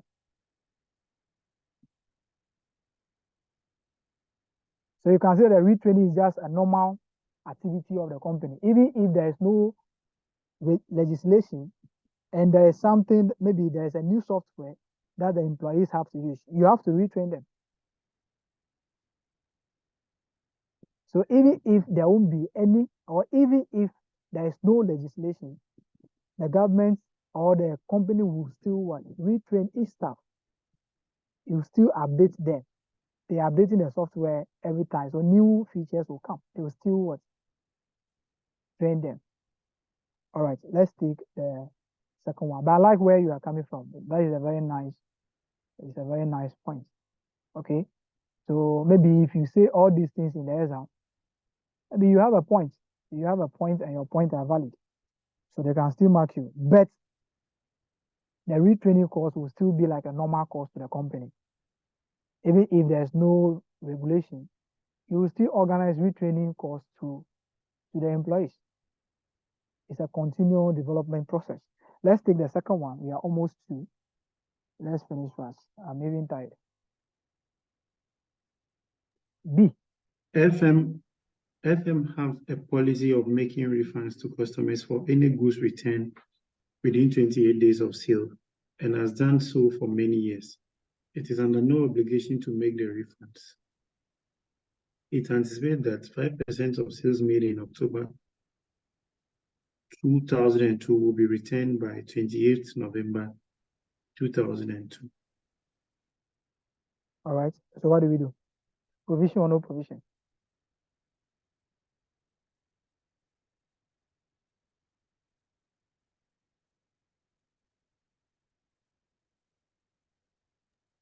Provision or no provision? Yeah. Provision. Okay. The reason being that what? Reason being that this is a constructive obligation and it can be reliably estimated as 5%. So there should be provision. Okay. So we should make a refund on the 5% of the sales. And the sales is even plenty. So if 5% is coming, it means that 5% will be returned. And the company has been doing this for so many years. So it is part of their policy, which is a constructive that you have said. They should make a provision up to the 5% of the sales made. And there's also a present obligation because as soon as the sales is made, the company will now be what? The sales will now be subject to what? to a future returns. So we have to make provision for that particular future returns, unless the sales is not made. If the sales is not made, it means that we don't have the obligation to refund any amount because we haven't made the sales. But as soon as you have made the sales, you have the obligation to refund that portion of the sales to the people. So you have to make provision for that particular refund. You have to make provision for that particular refund. Okay, C. FM has recently purchased an item of machinery, and health and safety legislation requires that a major overhaul should be carried out once every 3 years. FM have estimated the cost of overhaul and are planning to make a provision of 1/3 of the cost to represent the assets used to date. Provision or no provision?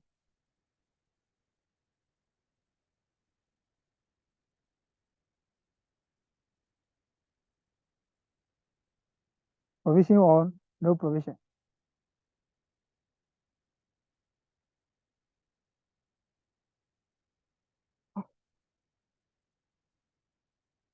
Provision.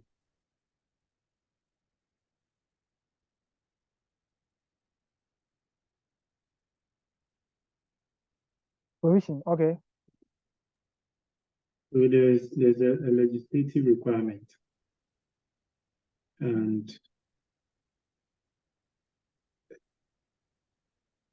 it can reliably be estimated, and they are required to make this overhaul, which means economic outflow of, cash will be expensed into making this overhaul. So therefore, you should make provision. Right? Nick, just imagine that you have said all these things, at the end of the day, they will score you 0. The question is, can the cost be avoided? You can see this is a repairs, provision for future repairs, isn't it? Yes. Yes, but we can have, this will be done 3 years. So within that 3 years, we can decide to sell the asset before that time. The cost can be avoided. So although you may have all the conditions being met, but the question is this an avoidable cost? Does it mean that we don't have anything to do than to just pay the cost? If the question says that the company is not allowed to dispose the asset within the 3 period, it means that they have no choice than to carry out the repair cost, isn't it? But this one, there is nothing preventing them from selling the asset before the 3 years. So the company can avoid the repairs or the overhauling costs by selling the asset off. So all the conditions will be there, but the question is, do we have a choice to avoid the cost? If yes, then it means that we can avoid the cost, especially the repairs. Especially the repairs. We can sell the asset before that time. So therefore, no provision. Therefore, no provision. Okay, thank you. All right. Let's come to the D. FM is being sued by a customer for faulty goods supplied. FM's lawyer have estimated that there is a 40% likelihood of the customer's claim being successful and believes that a reliable estimate can be made of the damages that would be payable.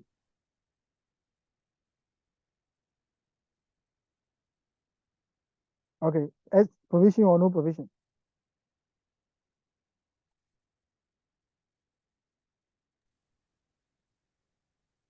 Is Eunice here? Yes, I'm here. Bail out.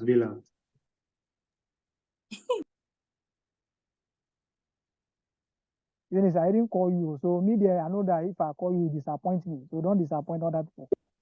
Maybe I'm used to your disappointment. So, Someone is failing me. No Yes. provision. I think there should be a provision based on the lawyer's estimate that there's a 40% likelihood of the customer's claim being successful. So No on the basis of the lawyers advise, there should be a provision. Senior, if I'm telling you that there is a 40% that you are going to pass the exam, what is the meaning of that? You raise it. So if there's a 60% chance that a company is going to win the case. So it means that a company is going to win the case. If there's a 60% chance that a company is going to win the case, then the company will win the case.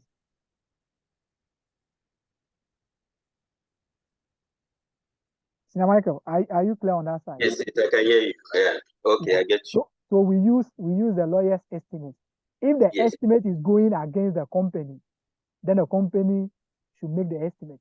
But if the estimate is going, if the company should make a provision. But if the estimate is going in favor of the company, you can only make an estimate if it is higher than 50%. Okay. So if there's a 60% chance that the customer's claim will be successful, it means that the customer is going to win the what? The case. But in this case, the company is having an upper hand over the case. Okay. The company is having an upper hand over the case. So in this case, no provision should be made. So if you come to court case, mostly, always we use the what? The lawyer's what? Lawyer's advice. If the advice is going against the company, it means that the company is automatically going to what? Lose the case or lose the case. So they should make provision. But if it is going against the company, it means that the company is going to win the case. If you are going to win the case, you are not going to pay anything. But either you are going to win or lose, any initial cost that you are going to incur, you are going to make provision for it, because that is not dependent on the outcome of the court case. Before the court will even sit on your issue, you are going to pay maybe processing fee or any other fee, any other initial cost that you are going to incur before the case will actually be in session. That cost, whether you win or not, you have already, or you are going to pay it. So provision have to be made on them. And that is a question that we have seen where the court cost was 40 Ghana cedis, was 40,000. Whether you like it or not, you are going to pay it. All right. So I'll give you takeaway on this particular issue. The normal provision, if there is an obligation, okay, or you are saying that we should make provision, what is backing this provision? Okay, there is a legal obligation or there is a constructive obligation. Can a cause be measured reliably? Yes. Is there any possibility of the future economic outflow? Yes. Can the cause be avoided? No. Make provision. But if all the things are there and the cost can be avoided, like the repairs, the retraining costs, then no provision. Or provision should be made when the repair or the retraining is undertaken. Or you should write an expense in respect of the repairs or the retraining when it is what? Incurred. Then let's come to restructuring. The restructuring, the company wants to close down a division. Has the plan been communicated? Is the company committed to the plan? Has the company started implementing it? If yes, then provision should be made on the cost relating to what? To the restructuring, which will be the redundancy cost and those kind of things. Relocation and retraining costs should not be what? Provided for. But if the company is here to undertake or is here to communicate the plan, is here to implement it, the division is still in operation, no provision. Let's count to provision. Let's count to dismantling or decommissioning costs. Okay, this will be incurred when the company has made the commitment, when the company has acquired the asset. You are asked to dismantle the asset at the end of the useful life. The question is, have you acquired the asset? As soon as you have acquired the asset, it means that you don't have any choice than to use the asset up to that time and what? Do the dismantling. Even if you sell the asset before the year, you still dismantle the asset before you sell.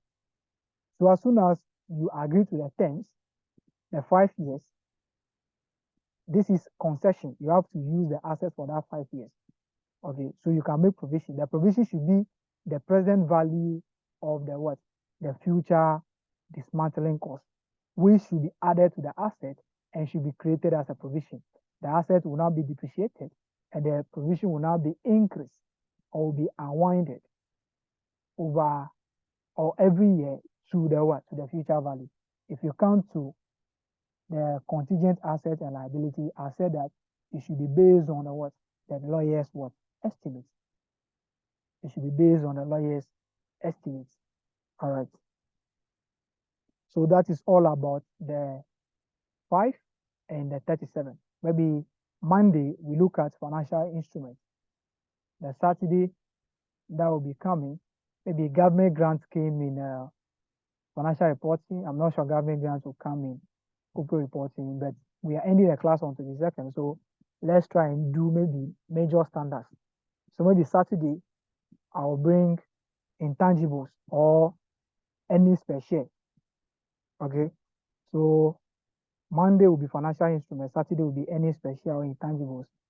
Then we can now have time to do maybe revenue, leases, and okay, at least we have five major standards to finish. Then corporate reporting. After the standards, we are still on the consolidation.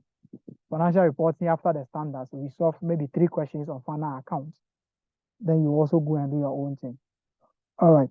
So seniors, all things being equal, I'll see people in the evening.